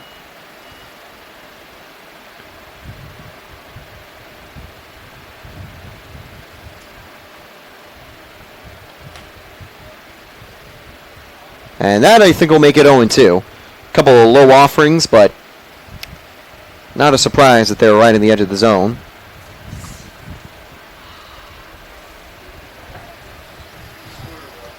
Ball one.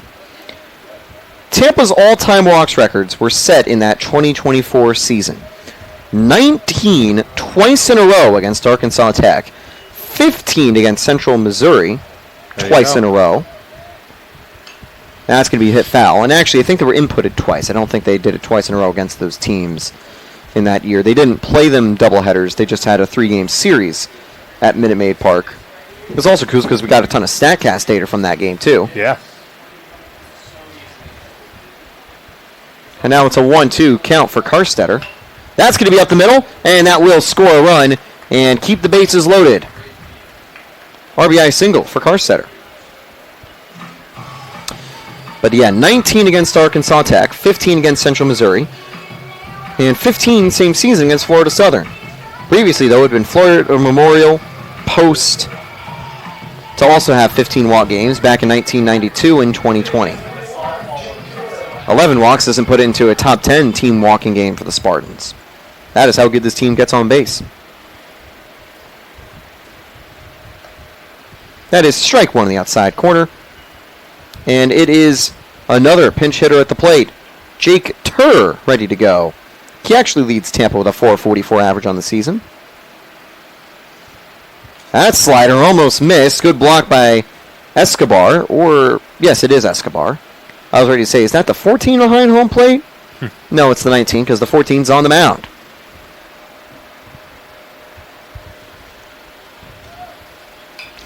Popped up, and that should be foul. Still 1-2.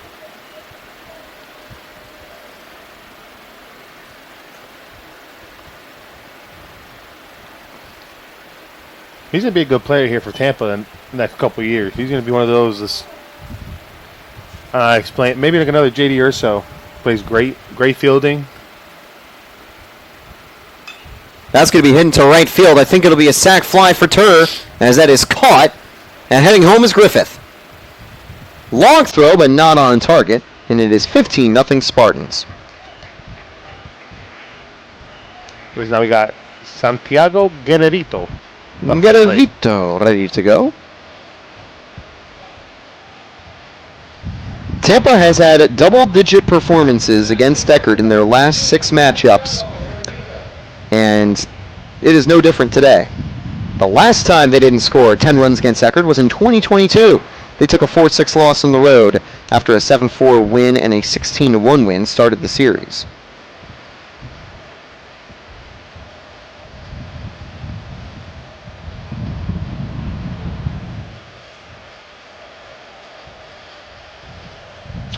I think someone's going down in the bullpen now for Tampa.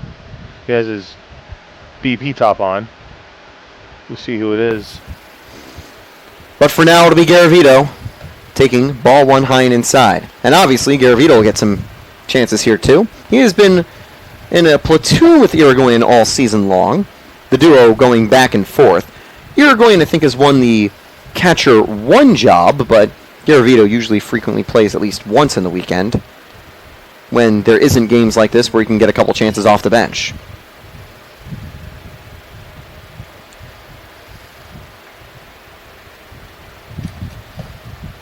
That's going to hit the zone, 2-1. That's always tough for a hitter when the pitcher's all over the place and then he decides to go in, strike one, strike two like that, or throw that ball up and in like that for a strike. He's like, geez. That's going to miss down low. Good pitch. 3-1, but just down low. On deck is Villegas. There is a free base, so a walk wouldn't bring home a run. And it won't be Villegas, but another left-hander is on deck. Drake Harmon, and he'll have the bases loaded.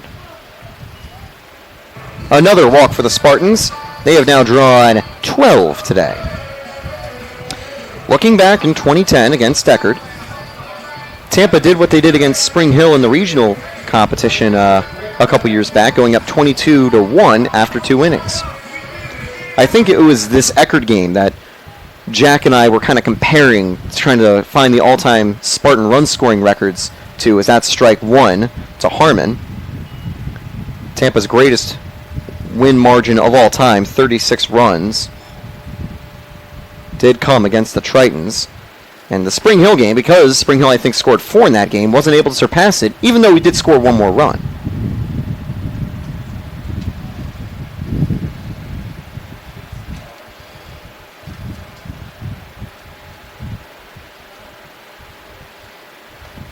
Strike 2.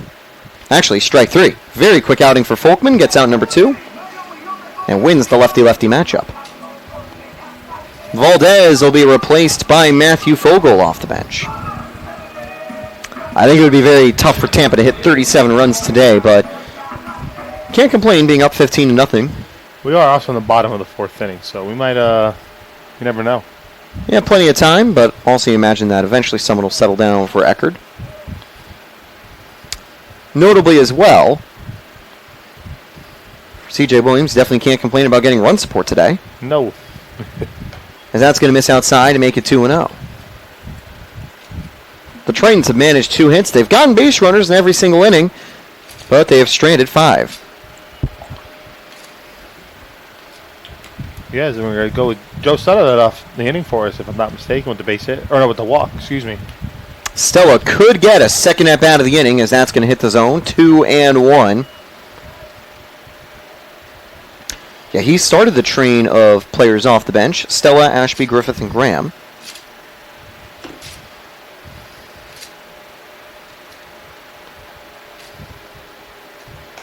That is ball 3. Stella on deck. Can Folkman bring the count full, or will Tampa score yet again? Fogel gets his 5th walk of the season as Tampa extends the advantage. Bases still loaded, 2 away.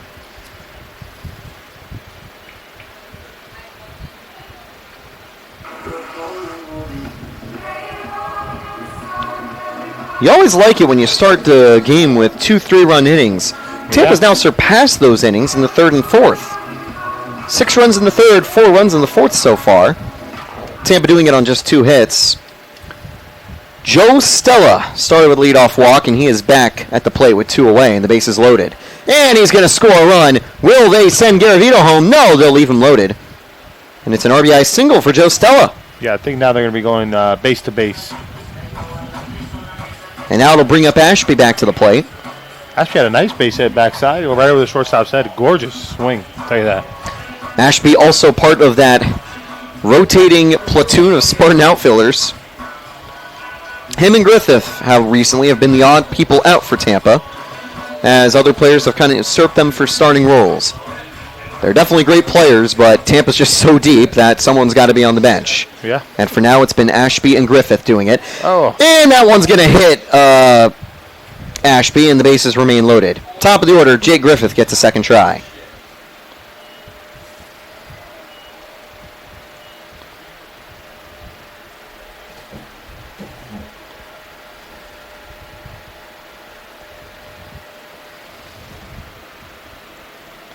I definitely imagine that if Workman can get out of the jam, we might see a fresh arm for the Tritons.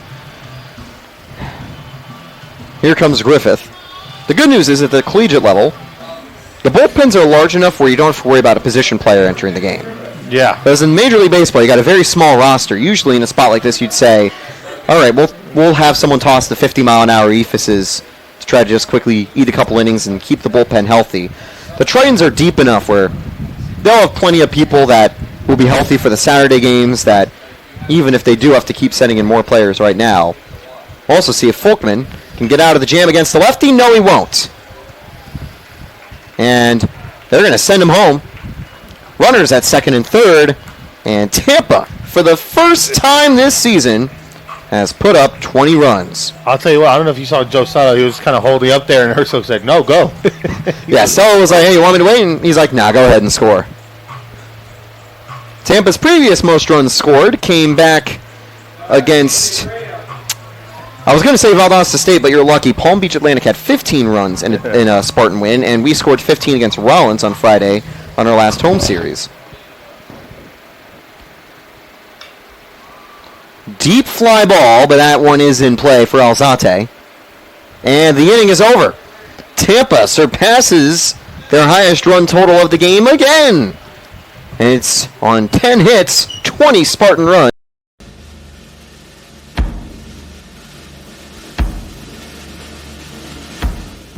Just another ordinary day at UT.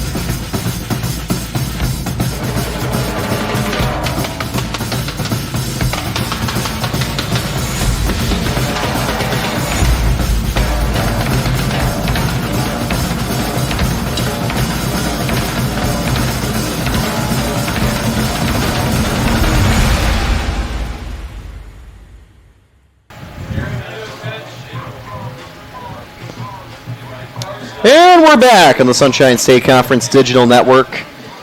We will shortly have the defensive changes across the board for you, Tampa, because there are quite a few. Tampa brought in 9 new players at the plate for the 4th inning, and they were able to outdo the starters by scoring 8 runs on 4 hits. I think I could do this. I think I know everybody. Yeah, first base you got Joe Stella. Second base you have Jake Turr. I think so. Yeah. Shortstop you have AJ Graham. Or CJ. AJ. AJ Graham. Kevin Carstetter at third base. You got Ashby in right field. Griffith in center. And I can't tell who's in left field. I can't see that number. It's got to be the odd man out, Matthew Fogel. No, I think it's Harmon. Fogel hit for Mike Valdez. Mike Valdez. I think Fogel was the DH now. Yeah, Fogel is the DH. Harmon in left field. And Santi Garavito is catching now. Yep. I was surprised to see Garavito behind home plate, as that is foul for strike 1.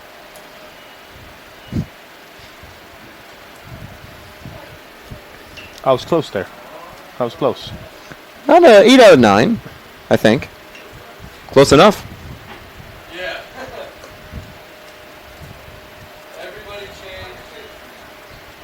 Huh? Well, he's only thrown 54 pitches. You want to keep him in that 80 pitch range.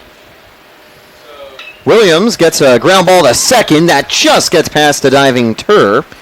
He was right on top of it, but it just slips through.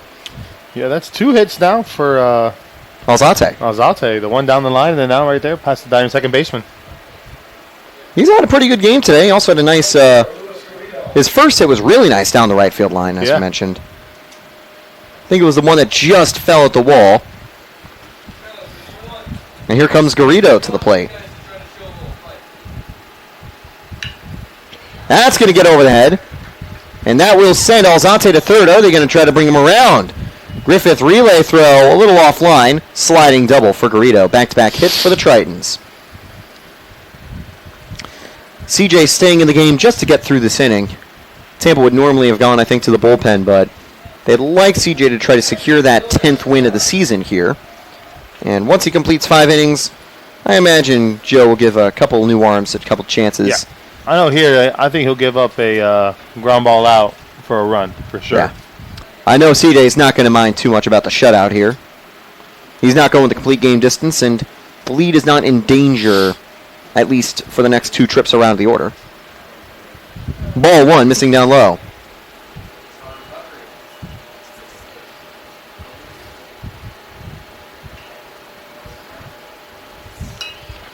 That's going to be a high fly ball. And that is caught in shallow center field. Runners stay put.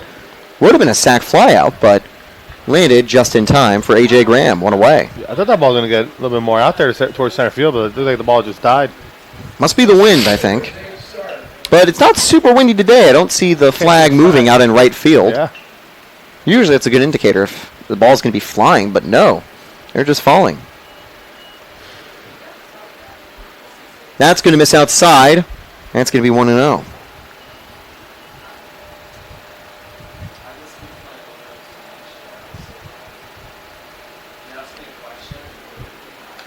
Missing outside, 2-0.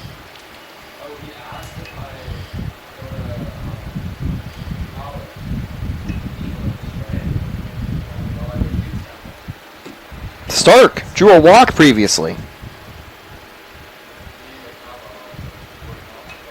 That's going to go up high, 3-0.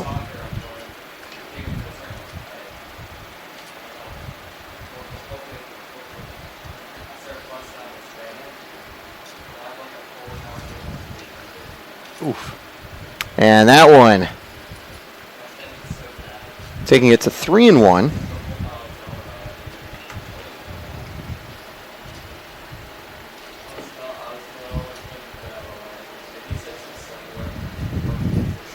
I've been chatting with Jack Ike, who always joins me for these games, and he's happy that he gets the day off today, I think. And that's going to be ball four. Bases are loaded for the first time for the Tritons. Normally, we've seen the Spartans deal with bases loaded. But now it'll be the Tritons with a chance to bring a couple runs home. And hurt C.J. Williams' stat line just a little bit. And maybe try to start a miraculous comeback. Crazier things have happened in the game of baseball.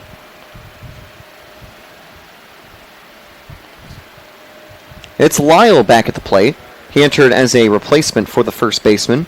And again, we do hope there's no injury. Hopefully it was just a, hey, we're trailing by a lot, we'll just put in a new player, give him the out, give him the chance today. Yeah, I think this was the play that the ground ball back to Williams that he tossed just a little too high over Russo at first base. And in the previous inning, Lyle was able to quickly step on the bag in a similar play hit by Valdez to the mound, flipped too high. And that'll bring the count 0-2.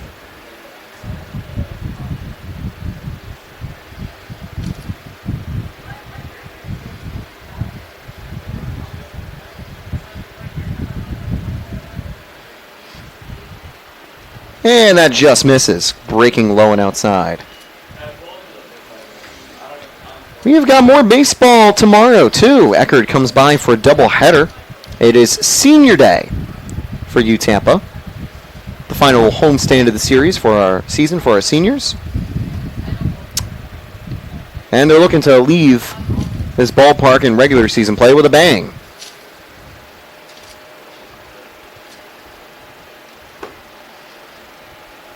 So tomorrow's senior day? Yes, it is.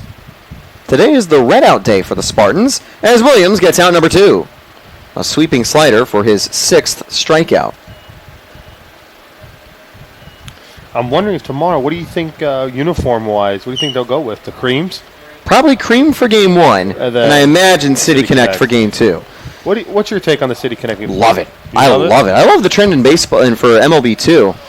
Kind of fun to have those alternate jerseys, and I really love the ones that we got. What are your thoughts on them? I like them a lot. I wish we would have worn them when we were here, when I was here. Yeah, it would be cool to have them a couple years ago. Also, then hear me out then, because they wear the pinstripe pants with it. Maybe they go all pins. Ooh, that would be nice too. I think they do that sometimes. That's going to be hit to short. This could get Williams scoreless. 5 innings. Yes, he does.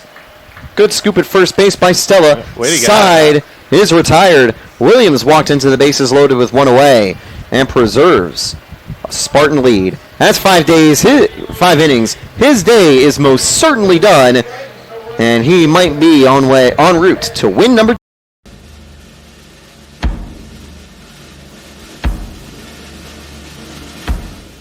Just another ordinary day at UT.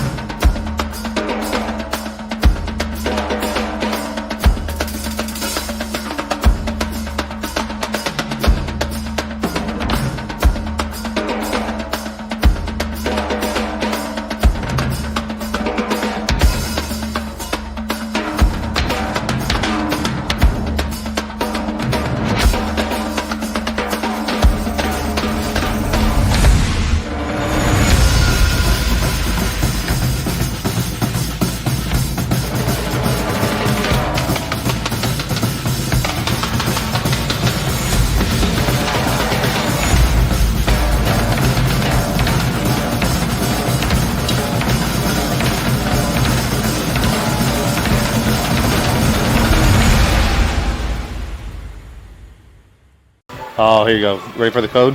Mm-hmm. Go here. 7C9.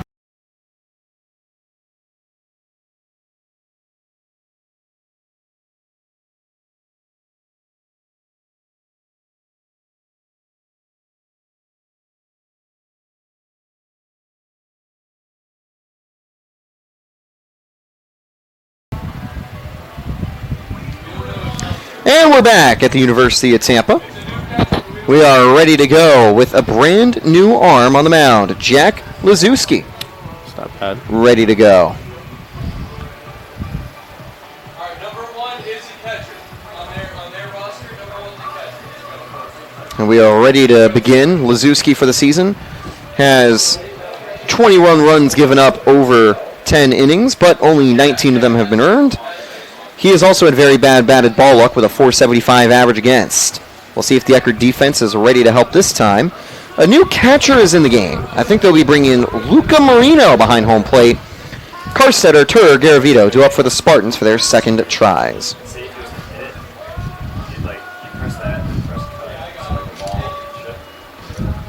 Then it's regular pitch there. That's it? That's it. So while he's pitching, that happens. And as soon as they hit it, I switch to the other. Yeah. Okay, and red is what's alive. What is green? Is this cute? The rest, yeah. Here we go. Kevin Carstetter up. Alright, cool. You want to try that? First pitch from Lazewski. Strike one finds the zone. There we go. Switch, and there you go, I'll be back. Tampa as a team have recorded 10 hits and 13 walks today. I'll show you. I think the 13 walks might be a team record over 4 innings. It's delayed, you gotta watch it. Because, of course, we've had a ton of games with a ton of walks, but usually Say it's a hit. they also get higher up later in the game Yeah. because 6, 7, 8 innings, we get to some of the other bullpen guys. That's where Tampa likes to get even more patient.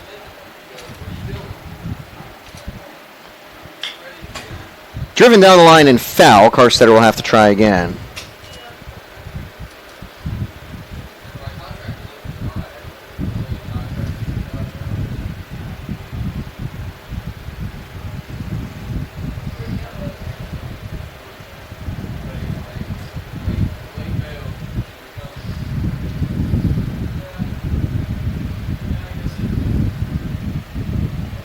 That is ball 2. Fastball missing away.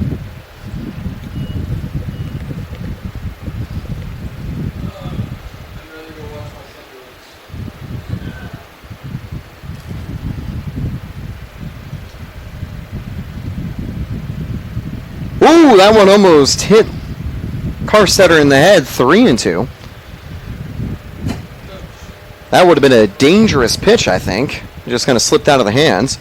One rule I really like from Pacific League of Japanese Baseball is the dangerous pitch rule, where if you miss the zone and hit the batter in the head no matter what, you're ejected. Really? Even if it's not intentional, you're ejected just even by because. accident? Yeah, it's just make sure for the batter's safety, and it makes sense, I think. You know, you want to avoid hitting a player in the head, even if it's on like a very slow curveball like that. And a good amount of the time, you'd imagine that it had to be intentional. Sometimes it's hard to directly miss there. And ball 4, leadoff walk for Carstetter.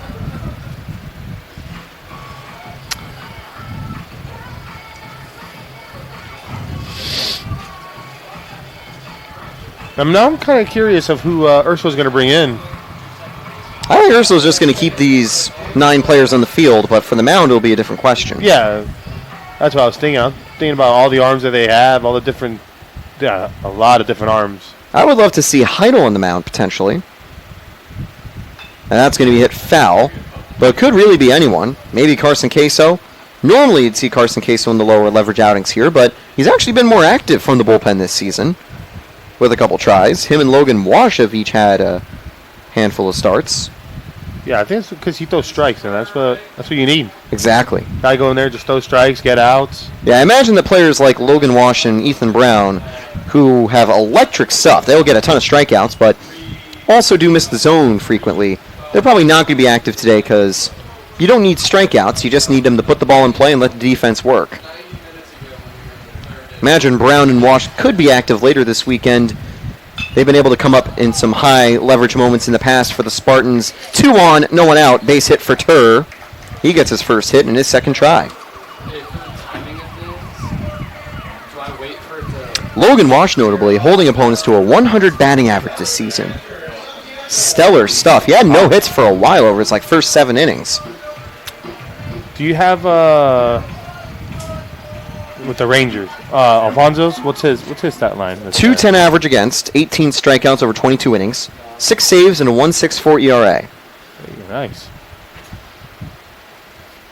I think he's our first long-term closer replacement for Braden Nelson. Obviously, we've kind of shuffled in some new arms over the last couple of years. Anthony Nunez had the majority of the saves last season, but Alfonso could be a long-term closer for Tampa, which would be cool. That's going to be... I remember playing with Mike when we were younger. Like 9, 10 years old. He used to play in our big team that we had up in Miami.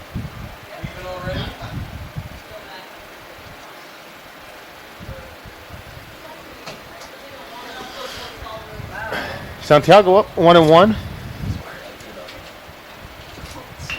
That's going to be hit up the middle. Picked up at short. There's 1. There is 2. Good scoop at first base. First double play of the game for the Tritons. And there's 2 away with the runner at third for Drake Hartman.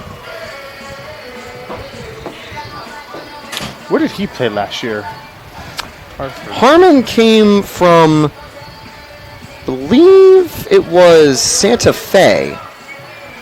He was previously at Bloomingdale High School for his high school, but yes, Santa Fe College last season. Okay, JUCO transfer. Yeah, part of the Citrus Conference. And that's going to be outside, ball 1. Tampa brings a lot of transfers, whether it's JUCO or D1 or former draft picks. A ton of ways that Tampa develops talent. And the best, of course, coming right here as local products. Wonder if we could see Austin Grouse on the mound. He was listed as part of the bench. I think Eli Thurman's coming in to come pitch. Would make sense. Thurman's always a great guy from the bullpen. Would be cool to see Grouse make his main team debut. The senior previously at USF.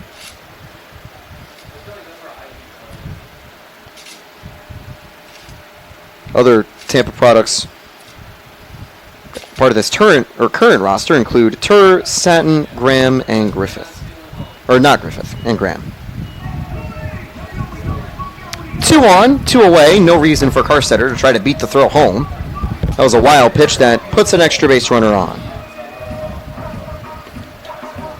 Tampa, 15 walks in the game. It is now the second most walks in a game all-time, tied for the Spartans.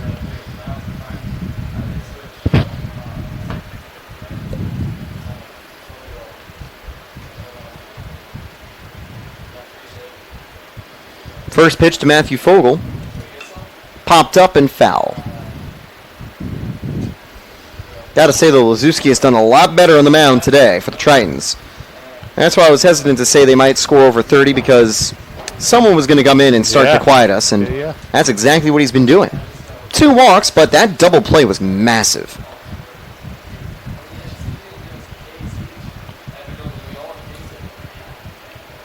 Wow. I thought that was strike 2. It just misses ball 1.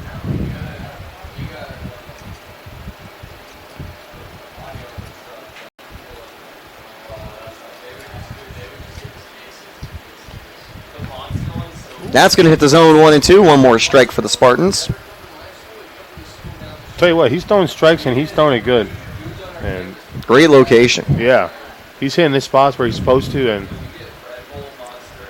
and now needs one more strike to end the inning. And that fly ball should certainly do it. Gelwick giving chase. A lot of players giving chase. Caught on the run, and the side is retired. Ooh, that could have been really bad right there. That could have been, but yeah, thank goodness. It was caught. Thank goodness. Tampa kept quiet for the first time today. 1 hit, but nothing more. We'll be back with more action on Tampa.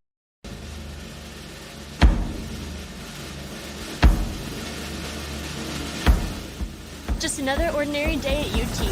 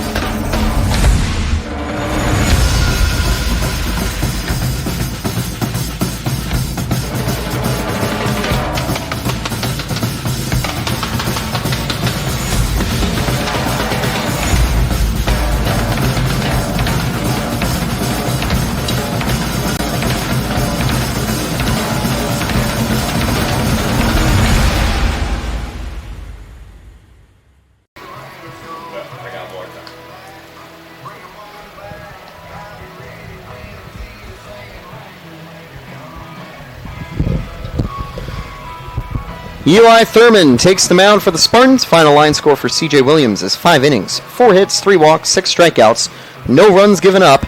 On 73 pitches, there's no reason for him to come back for the 6th. He's already in line for win number 10.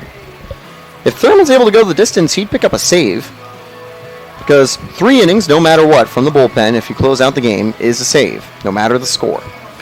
And no matter the score is important, because this is normally not a save opportunity. Thurman will be just hoping for a quick inning here, facing Jones, Shoemaker, and Basildo.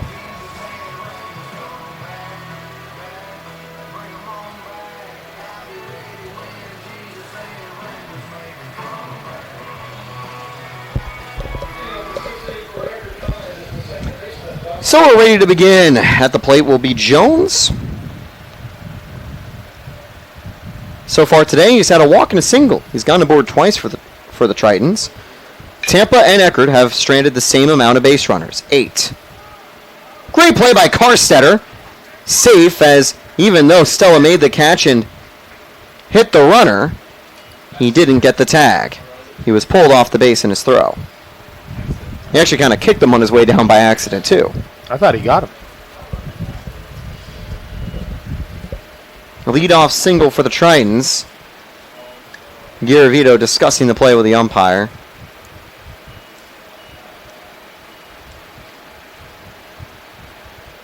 I think he was curious about the call, too. He must have thought he was out as well. I think he was just asking maybe, what did he see? Maybe something different? Maybe try to ask the home plate umpire, but it is not.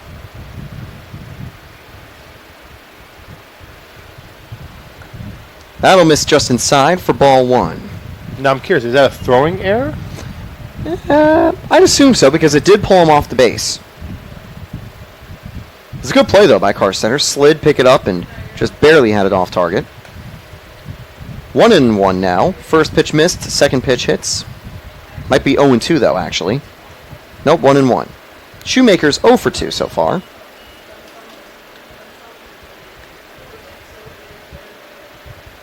Outside, ball 2.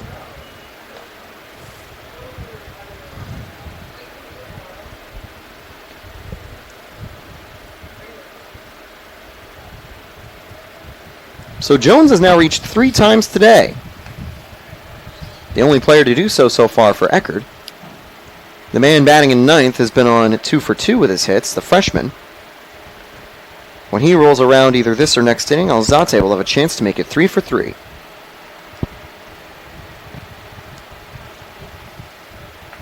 That's not what Tampa wanted when they brought in Thurmond. A 5-pitch walk. And that's going to bring up Basildo.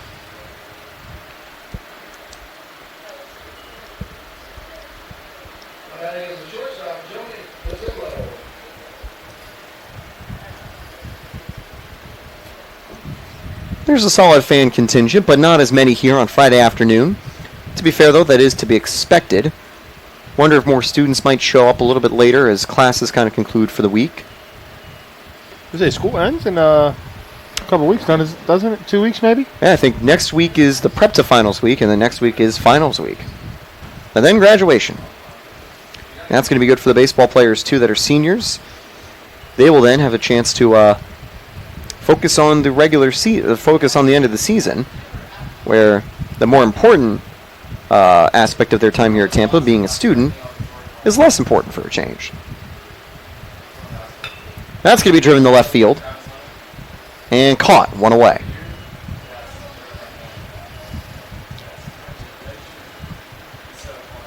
And obviously important how all our players here at Tampa put the student in front of the athlete for student-athlete. Would be great, however. I know the players looking forward to some early summer baseball once this semester concludes. Wouldn't that be nice? Back-to-back years. That'd be nice to do.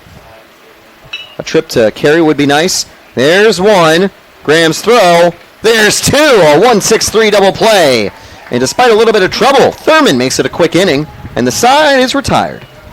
1 stranded as we head to the bottom.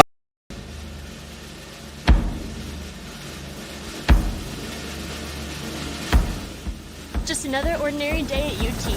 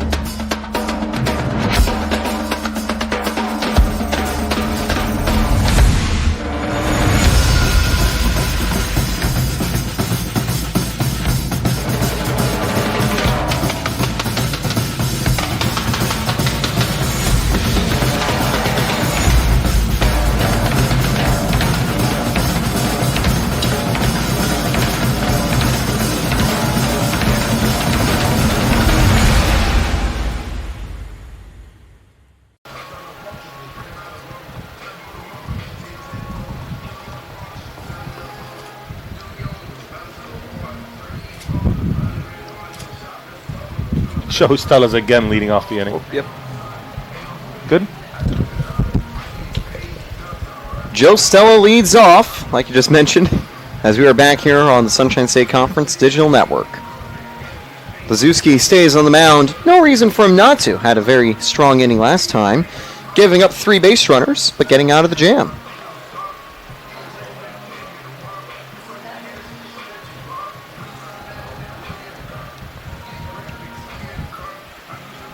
Tampa going to have Stella, Ashby, and Griffith, the quote-unquote new leadoff men, because they were the first players off the bench as part of the changes for the lineup. It was Stella, Ashby, and Griffith due up. And then they also had extra chances back in that 4th inning.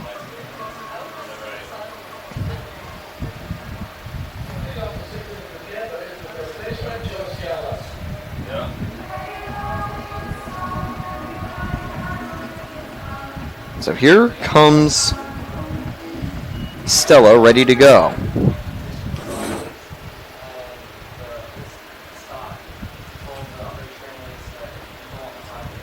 Ball 1 just missing down low. He singled and walked in his first 2 tries, which were back in the 4th inning.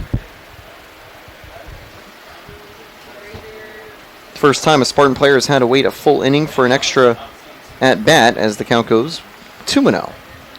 It's crazy to say that the starting lineup already had 3 at-bats in the first 3 innings. And now the whole new lineup that just came in, they're about to have their 3rd in 3 innings again as well. Probably wouldn't see any extra changes for the Spartans as the count goes 2-1. Don't have really anyone you could bring off the bench per se. You look up and down the lineup. Only Dennis McCaffrey could be a substitution. Unless you were giving someone a Spartan debut as the count goes 3-1.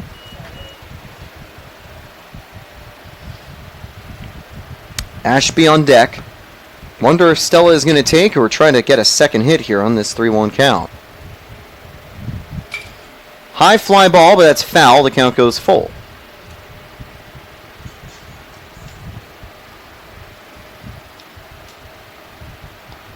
Stella last season was at Georgetown University, also a catcher, but kind of stuck in terms of depth chart position behind Irigoyen and Garavito. He has been playing first base today, also stuck behind Cole Russo. Up the middle, this will be close. More than enough time for Basildo to get it and 1 away.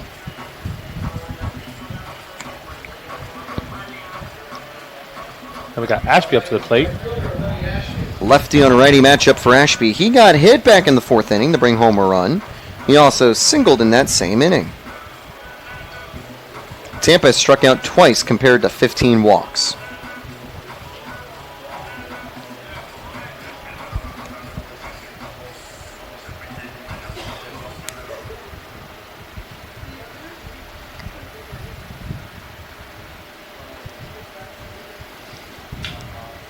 Deep fly ball by Ashby. That's tracking way back. Caught a run by Elzate. 2 away. Devils it a little more into the gap. That would have been a double. But instead, 2 quick outs for Lazuski. And that's going to bring Jake Griffith up to the plate.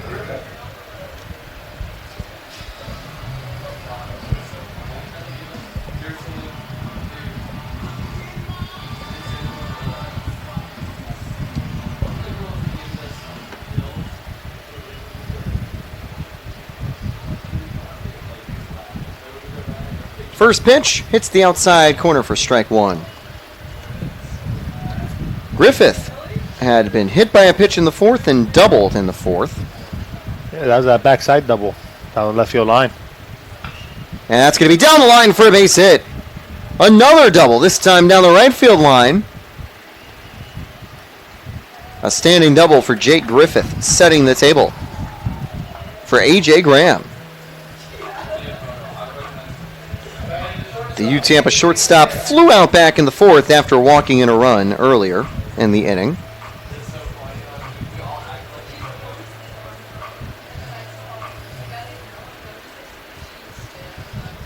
Tampa had 4 players having 2 at-bats in the 4th inning as the count goes 1-0.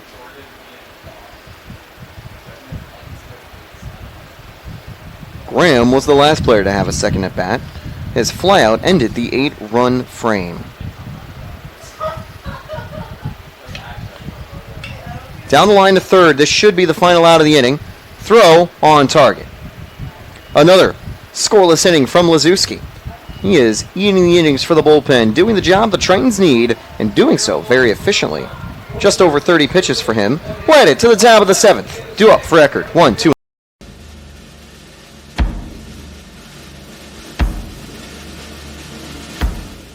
Just another ordinary day at UT.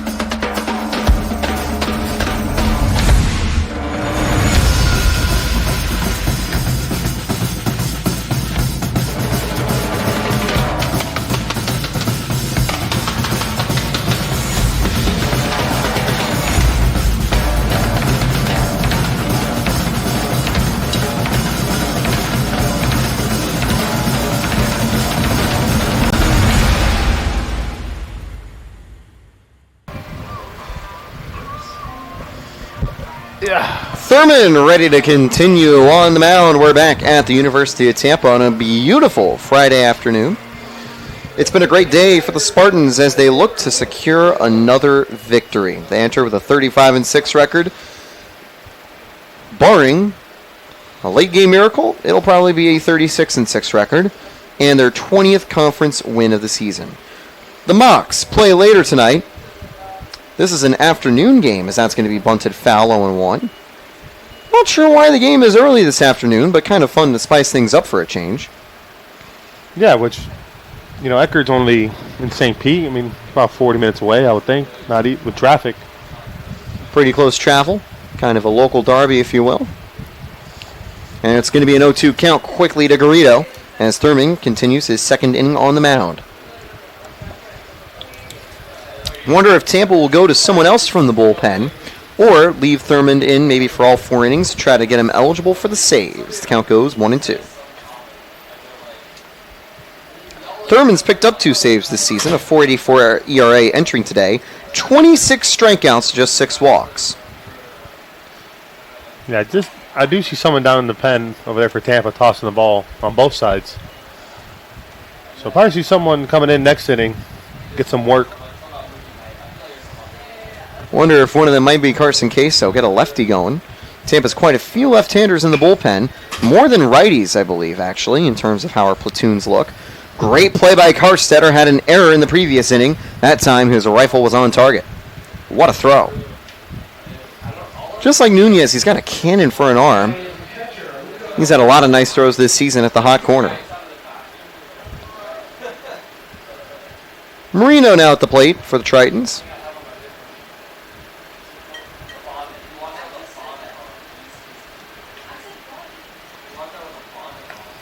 Swing and a miss, 0-1.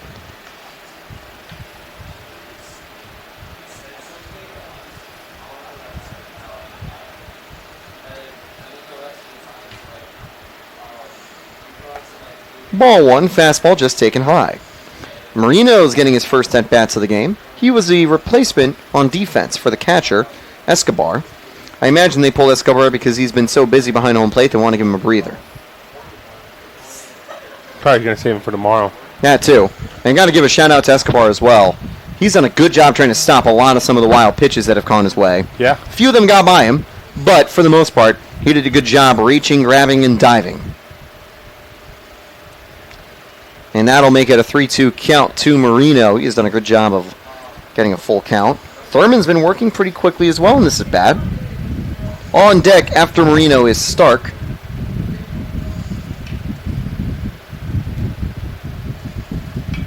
Fouled. Still 3-2.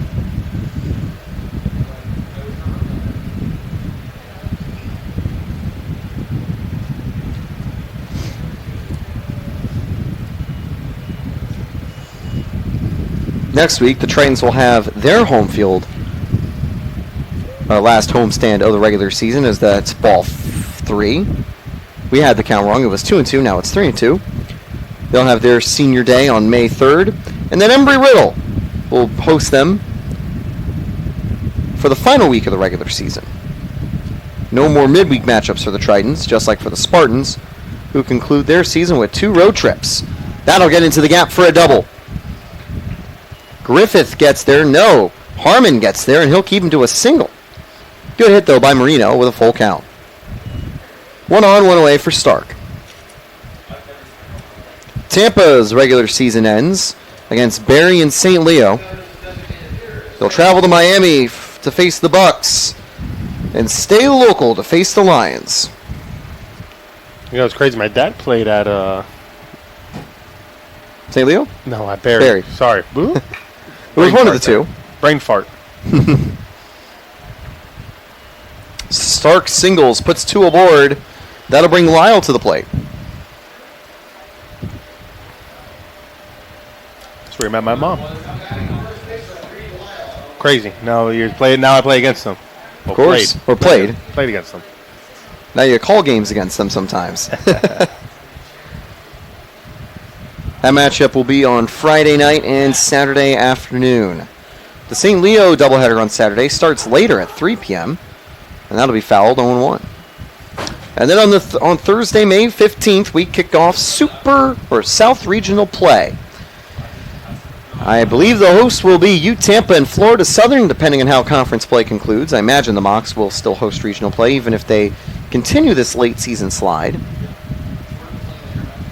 And the count goes 1-1 to Lyle. Lyle reached on an error and a strikeout back in the 5th.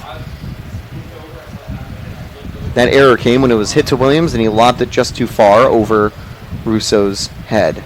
Actually, Stella's head. Or no, it was Russo's head because he made defensive changes the next inning.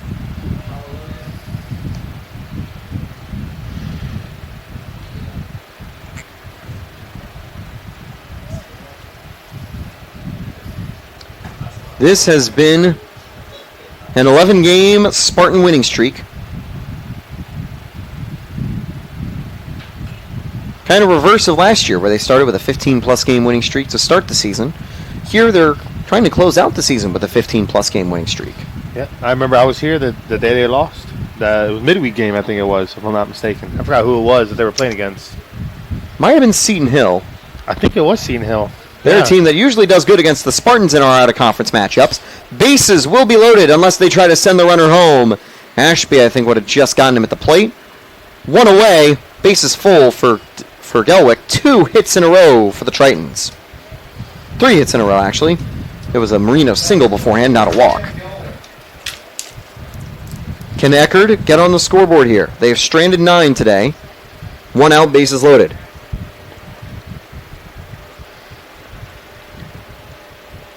Eckerd's gotten base runners. They just haven't been doing well hitting in the clutch.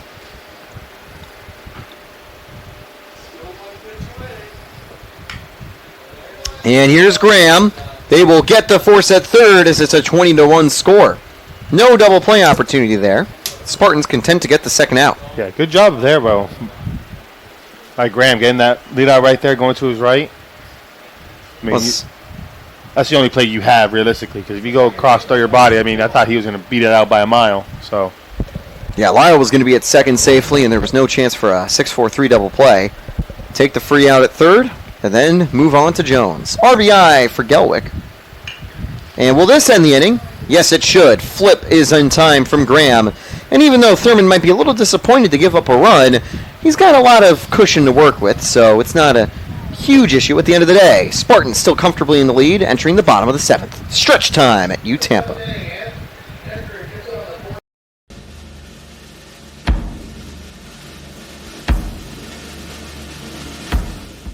Just another ordinary day at UT.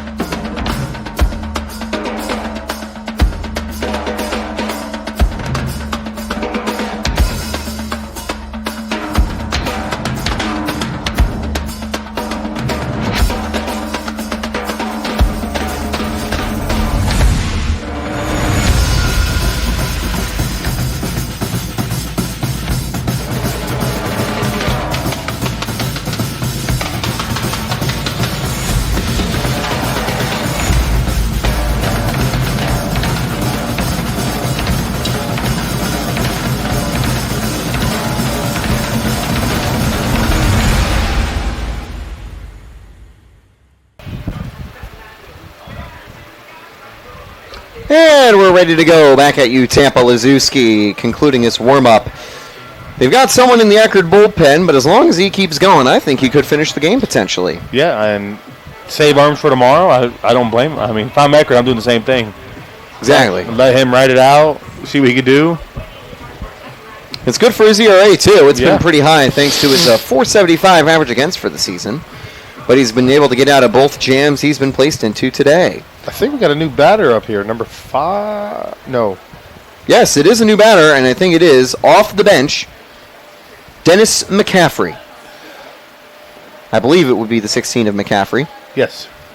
It is number 16. Well, we see another Spartan making a debut, as that'll be strike one. Carstetter was due up, but they'll shuffle around the infield.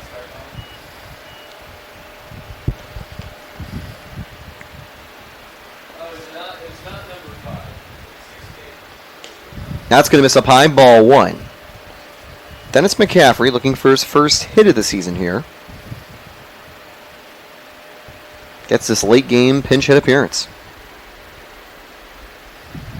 McCaffrey, I think he's a true freshman out of Cranford, New Jersey, and Cranford High School.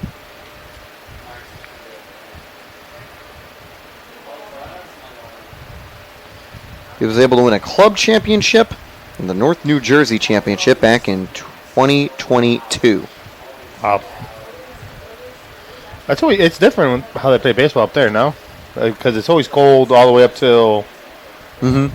we'll say what, February. Seasons start a bit later, Yeah, the season starts later. and the early warm-ups happen, I think, in the gyms usually. It's crazy. That's going to be lined, and congrats, Dennis. Save that baseball. It's his first Spartan base hit. Applause across the dugout. He's been on base a couple times, even had an RBI, but this is the first time he's able to get a hit.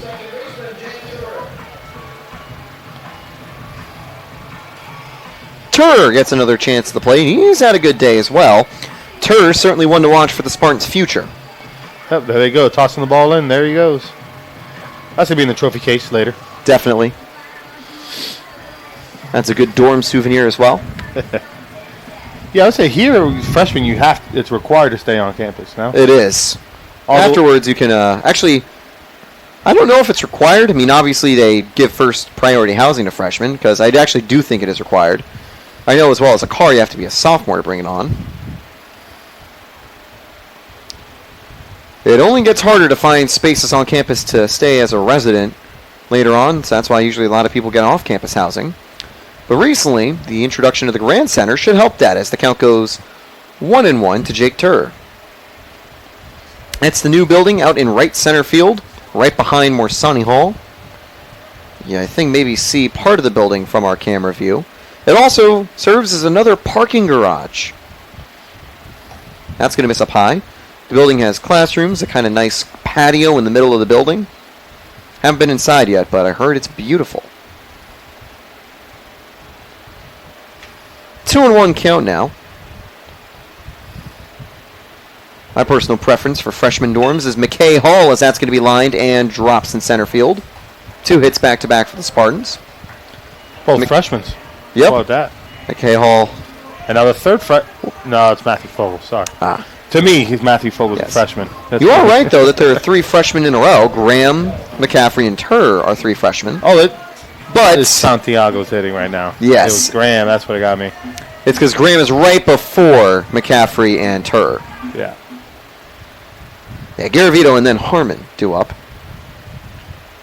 And even with a lineup of 9 players off the bench, still 6 of them are upperclassmen. Crazy. That's how deep the Spartans roster is. Yeah. And, of course, we just benched Carstetter. Yeah, I wonder how it's going to be for next year. A lot of these guys, it's their last year of eligibility. I think both Garavito and Irigoyen are juniors, as there's a deep fly ball by Garavito. That one's got a chance. Over the head. Did that go over the wall? No. It'll score a run on a RBI double. So, was basically the same outcome as a ground rule double. Scoring McCaffrey, Turr to third. Tampa gets another. And late in the game, they've been getting more hits, primarily because Liszewski's actually found the zone. Gave up 2 walks in that first inning on the mound, but since then has just been forcing the Spartans to hit it.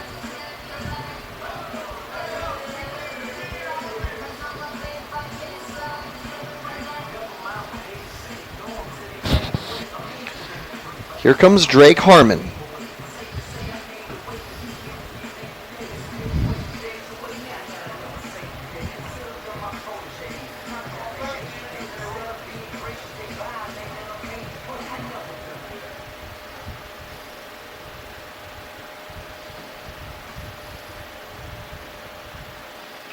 Fouled away for strike 1.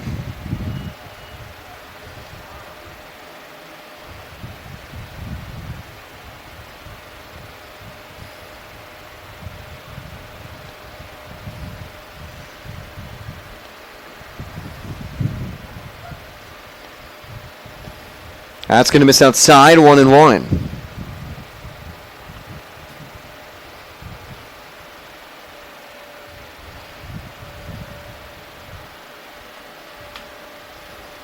Garavito at second, Tur at third, fouled by Harmon, 1-2. Harmon has 1 Spartan hit. Everyone that has had a plate appearance this year now for you, Tampa, has had a base hit.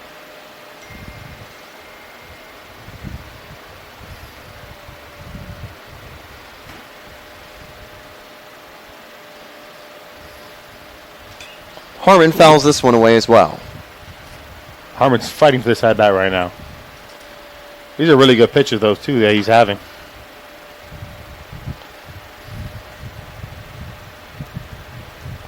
Zuski has certainly looked good so far.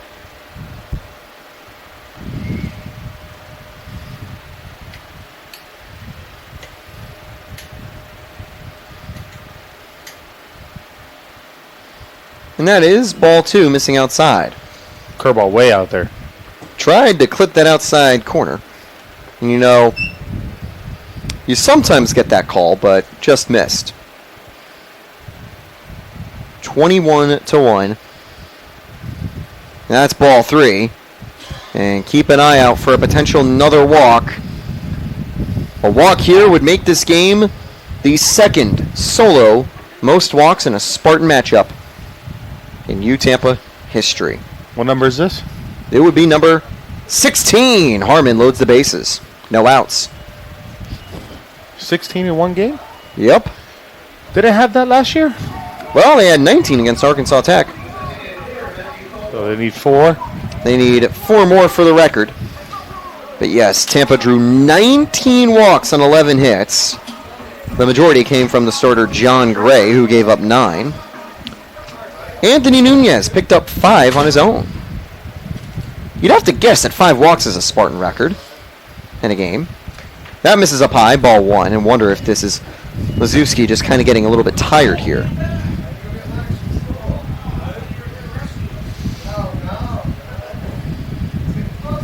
I can double check the individual game records. Yes, Nunez tied Jose Jimenez and Todd Stetson for the most walks in Spartans history in a game. Coach Jose had 5 against Rollins in 2008. Stetson, 5 against American International in 1984. Funny thing about Jimenez, he did his on April 26th. Will that drop? Yes! Tampa scores a run, bases still loaded with no one out. Here comes Joe Stella wearing Nunez's number 9.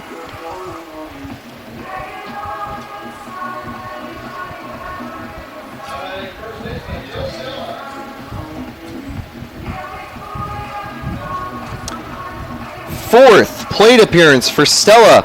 Walked, singled, grounded out.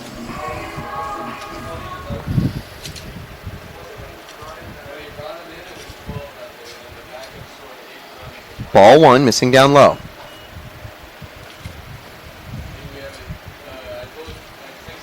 $16 hits for you, Tampa, today.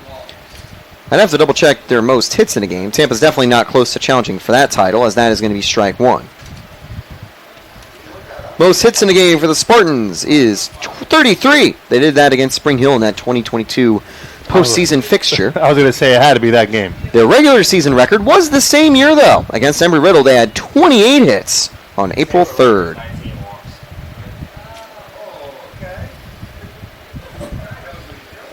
So unlucky for the Eagles to be the recipient of that record. I think that was in their 19-3 win. Yes, it was.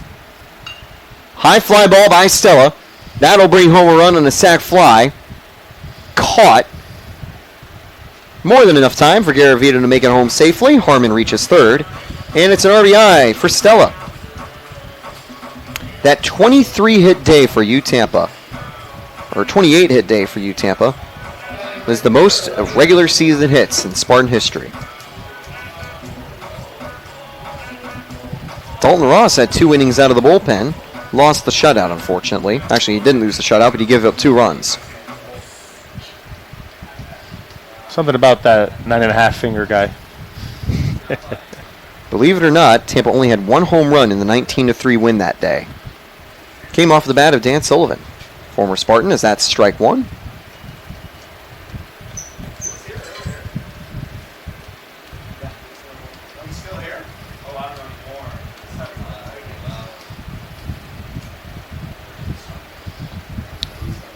Ashby behind.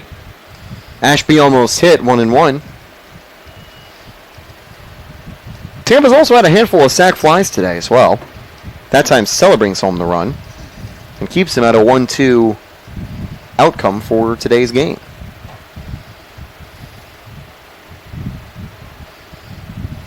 Outside 2-1. Lazuski over 60 pitches now.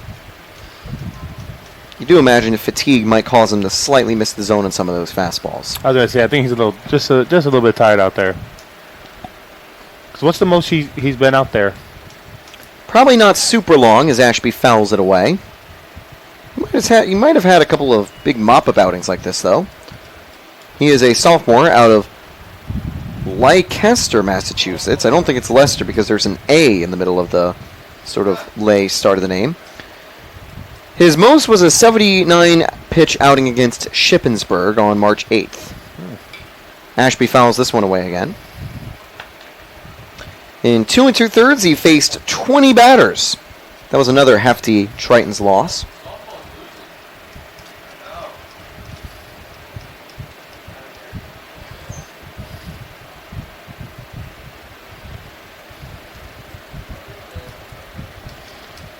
That's going to miss inside, ball 3.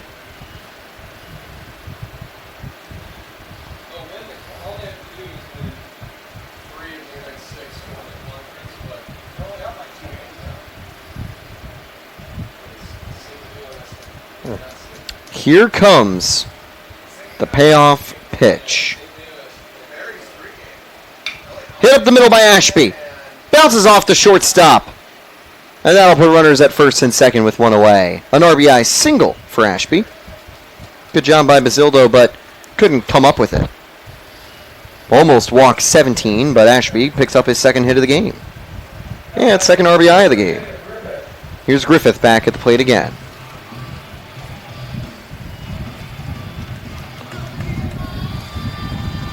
Top of the 7th, Tampa in trouble in softball. The Tritons have a 5-2 lead. Tampa's had a couple of losses late in the regular season in conference play. They are looking to hold on to a regional home field advantage. A little bit later, throw across the diamond, not in time. Griffith loads the bases on that play. Here comes A.J. Graham. Tell you what, good stop right there by Schumann right down there, going down the line to his right. That play's not easy, I'll tell you that right now. Not easy at all. Kind of wondering if Shoemaker should have tried to tag third base, but at that position, don't think he would have gotten up in time. I don't think so either. I think Fogel was already there by the time he got up. He was already about to touch the bag. So good play by Shoemaker, just a little late in the throw. And now Graham gets the bases loaded against Lazuski. Ball 1 inside.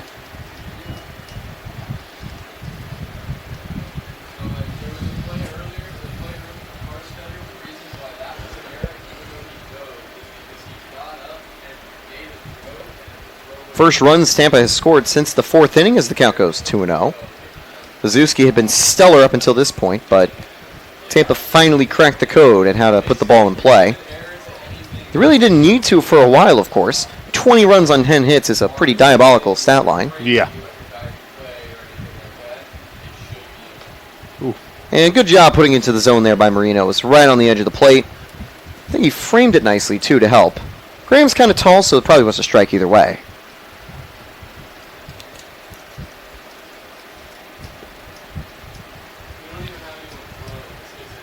Fouled back 2-2 to Graham. Graham walked in a run in the fourth, flew out and grounded out in his next 2 tries.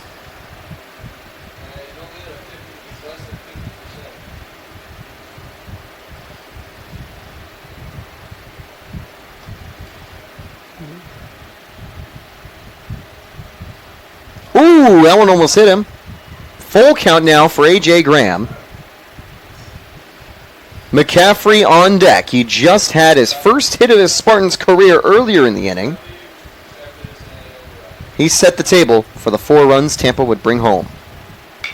Hit up the middle. Picked up, but can't grab it. Just out of reach of Jones, who goes down hard. More turf burn that time, I think. Yeah. Or landed on it awkwardly. Got a feel for Jones. And I think they might be taking Jones out of the game. Because the trainer's headed out there. Coach is out of the dugout, and there's no one coming out from the bullpen. So I think they want to check on their second baseman. Really hope Jones is all right, because that was a very awkward landing at second. Bases will remain loaded. 1 run scored on the play. Good news is Jones is able to head to the mound himself, but I imagine that this is what the change is, that no risks being taken. Actually, no, they are going to bring a pitcher out from the dugout. No, I think they're bringing a fielder. They're bringing in the third baseman to come pitch. Let's see. Schumacher. Yeah, it's Colton Pizzio going to enter the game.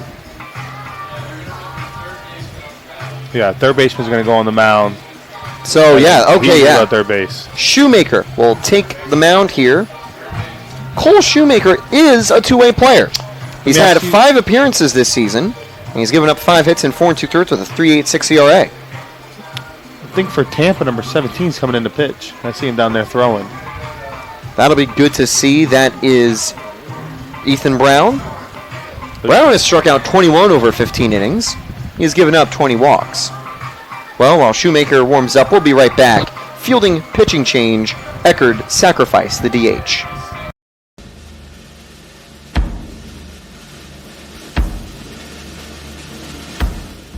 Just another ordinary day at UT.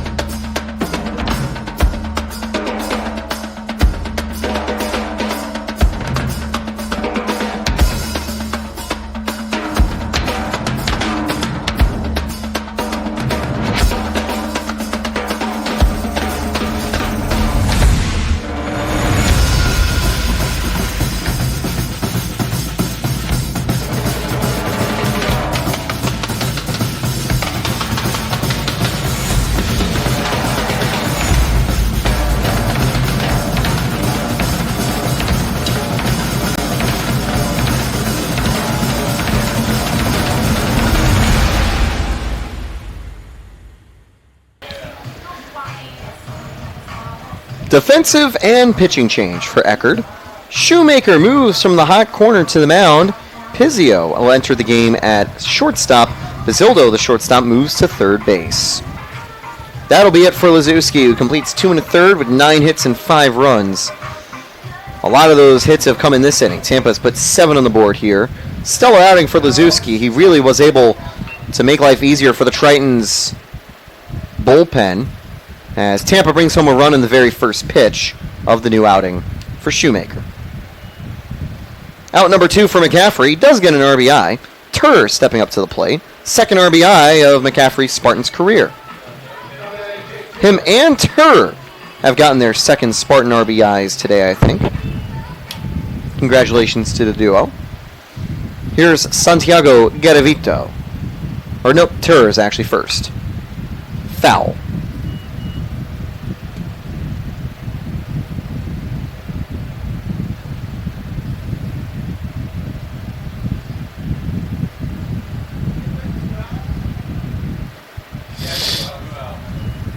This is the 4th highest scoring Spartan game of all time, and the runners are going to stay put as that one misses 1-1. The highest regular season games was against Florida Memorial in 1992, against Eckerd back in 2013, and of course Eckerd that same year, 2022 as well. Or no, it was Embry-Riddle one of the same years. Oh, no, that was only a 19-run game. I got my numbers wrong. Eckerd in 2013, Pace in 2013, Lynn, Eckerd, twice in Newberry from 07, 06, 2016, and 24 against Newberry in 2024. High fly ball. This will score a run if it's dropped. But Jones has a read and makes the catch. Tampa put up 6 in the bottom of the 7th. They're back in front by 20 plus. We'll be back on top of the 8th.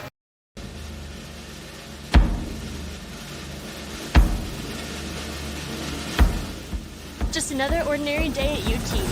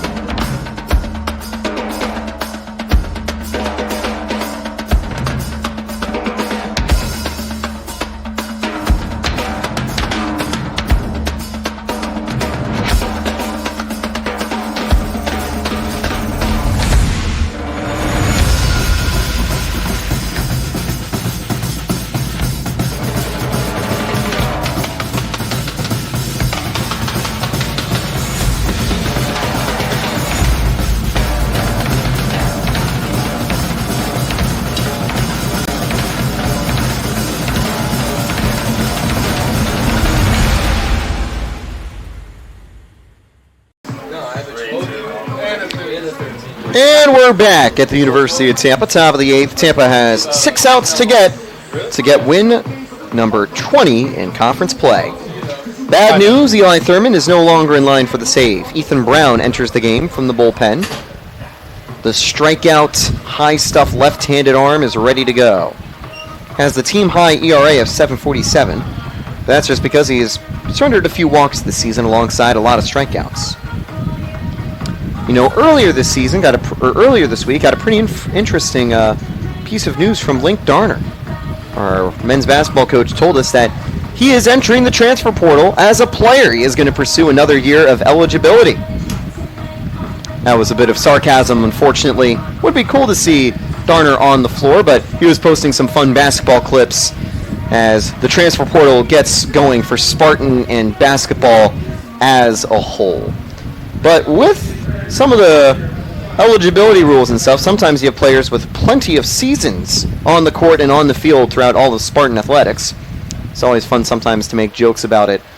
I'm looking forward to next season for men's basketball, Darner's 3rd year leading the Tampa team.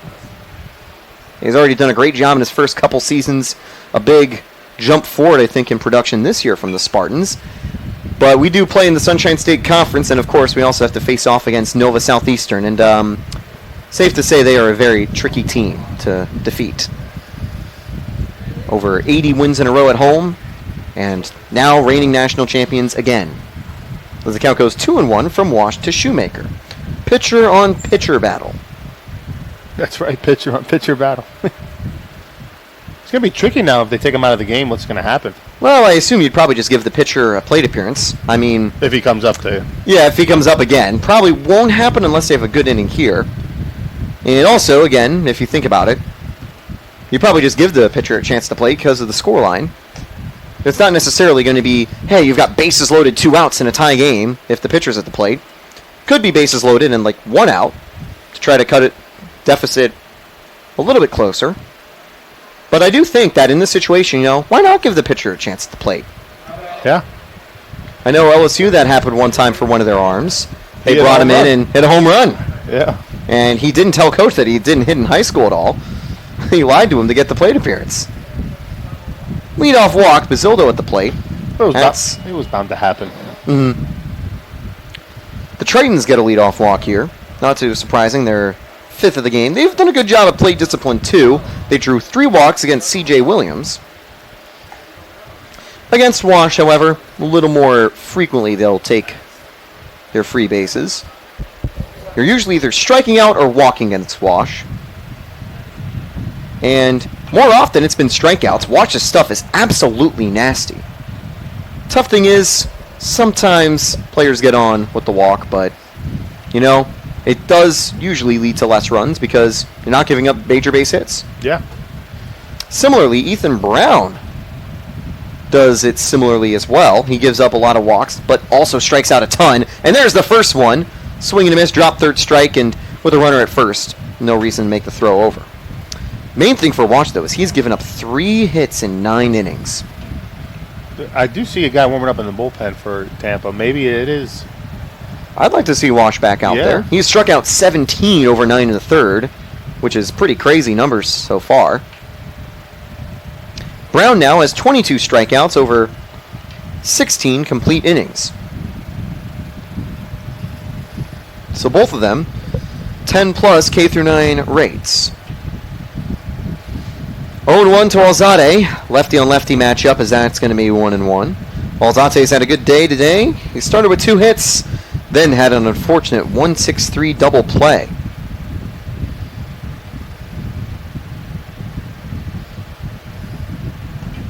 Swing and a miss, 1-2.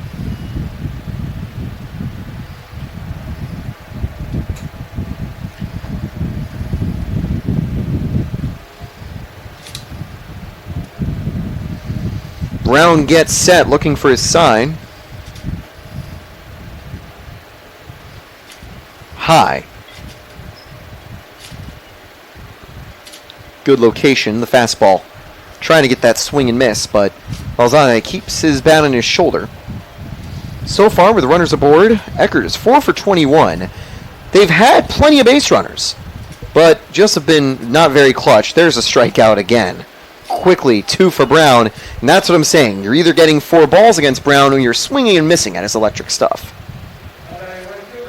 And for the moment, Brown is looking pretty good out there. Needs 1 more out to get out of the jam.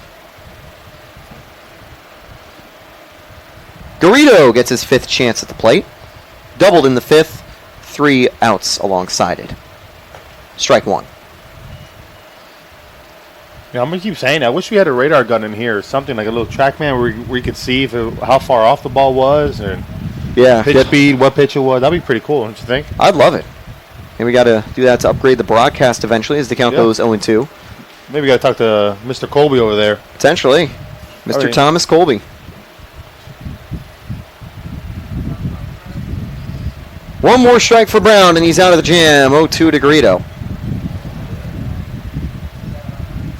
Rolled up the middle. This will be a close play. Garavito right on target. No, it got dropped. Are they going to call it runner interference? No. No.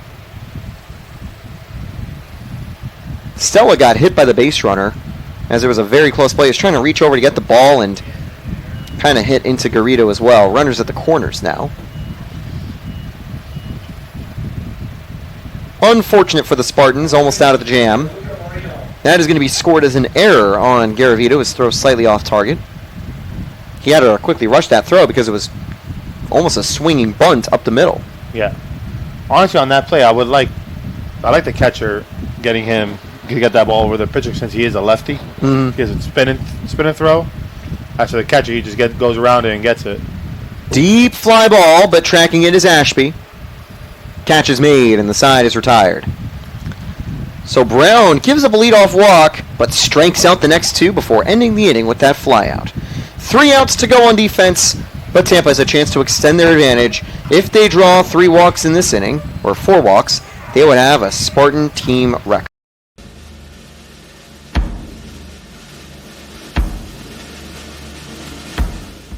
Just another ordinary day at UT.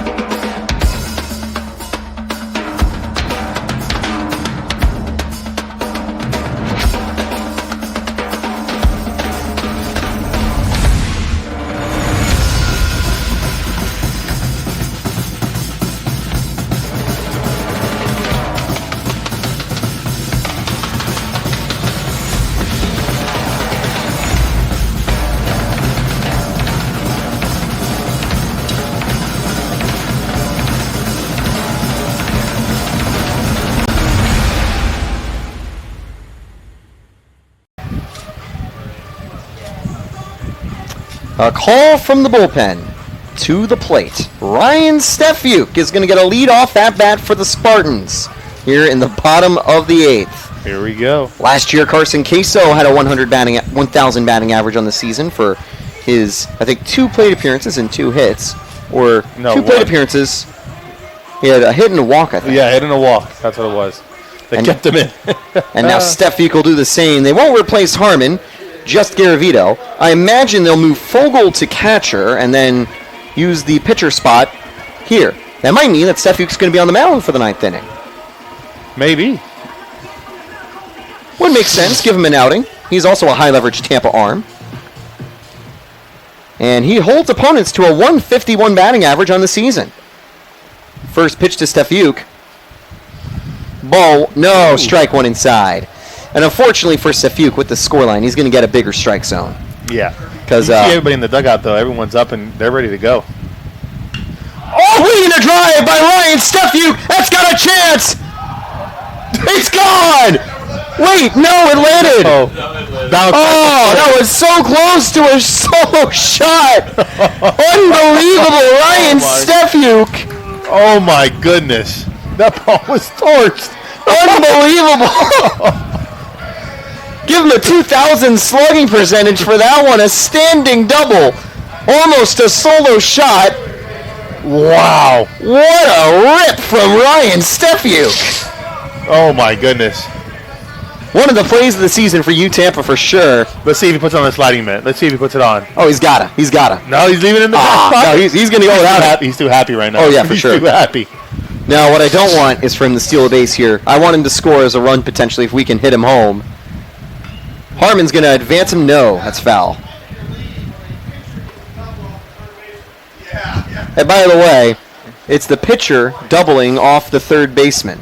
Now, again, Shoemaker is a legit two-way player. He's had multiple outings from the bullpen. This isn't a position player throwing a 60-mile-an-hour eephus pitch over the middle of the plate to try to get a strike. Shoemaker is a legitimate arm, and he actually got out of the previous inning. That is crazy. But still, you rarely see a hitter-pitch-up matchup in reverse, and you rarely see the pitcher drive it all the way to the wall like that. I wish that ball was gone. Oh, same here. That would have been incredible. That's going to get up the middle. Stefiuk gets to third. Harmon won't try to beat I don't the know throw. if you saw it too. He almost missed first base. He was so happy. I wish you had the replay for that. He stumbled over first base. Exactly.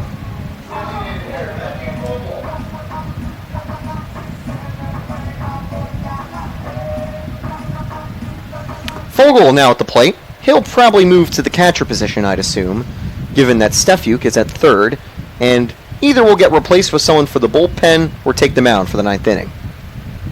Imagine getting a double and closing out the game.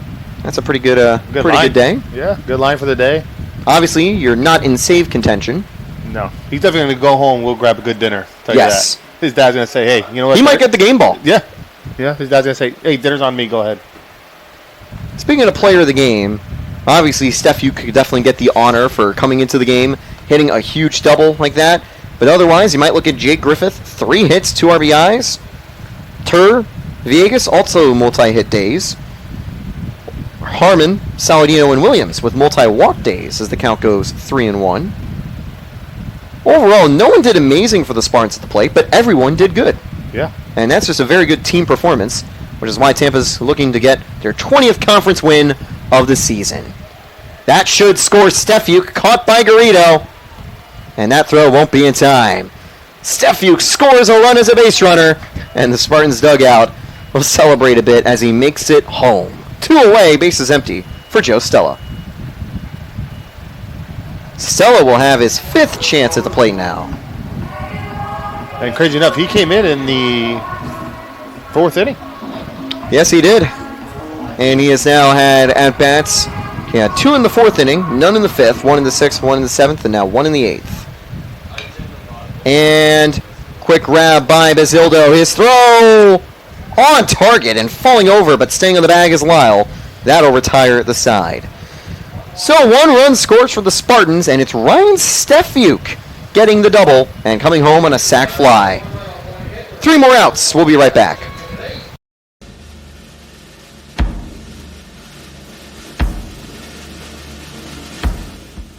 another ordinary day at UT.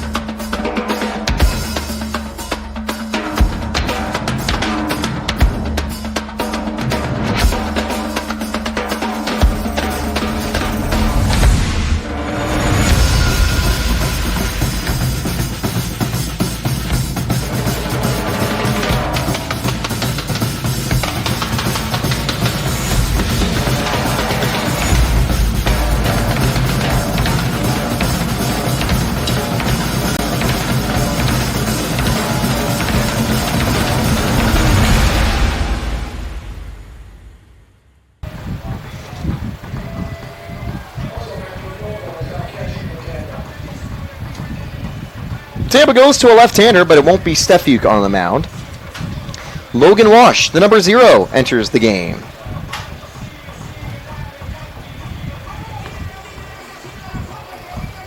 (27-1). Tampa looking for 3 more outs to end what has been a great day for the offense. But only game 1 of the series. The Tritons will be back here tomorrow. And imagine things will be closer. Stipp, Skylar Gonzalez will take the mound for the Spartans and see how these two conclude their home tenures for the 2025 regular season.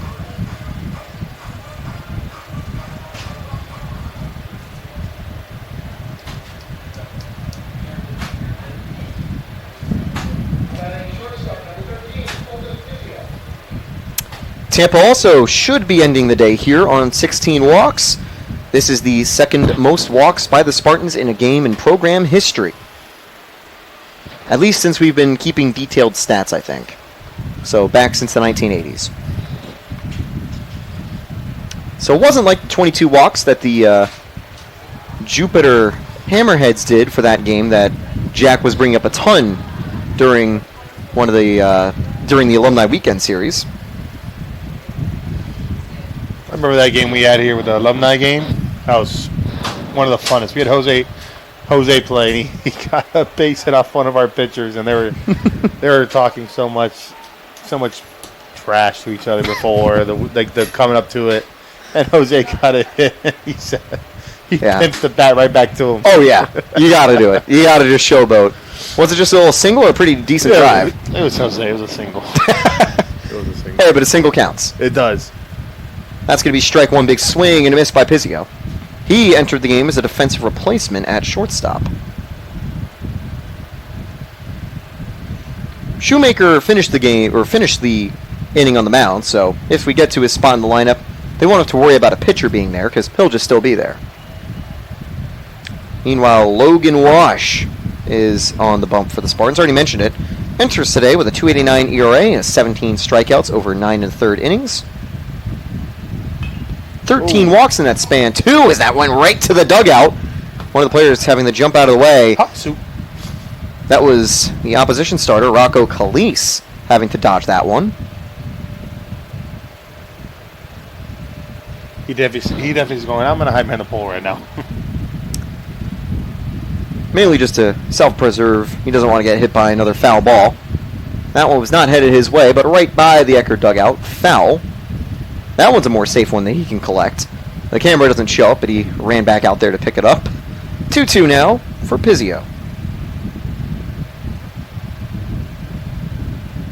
The way his name is spelled, including the first name of Colton, makes me think his name's kind of like a bootleg baseball game for Kevin Biggio. It's like Pizzio, it's kind of similar, and then like the first name as well, starting with the C. One away, he goes down looking. Strikeout for Wash, one away.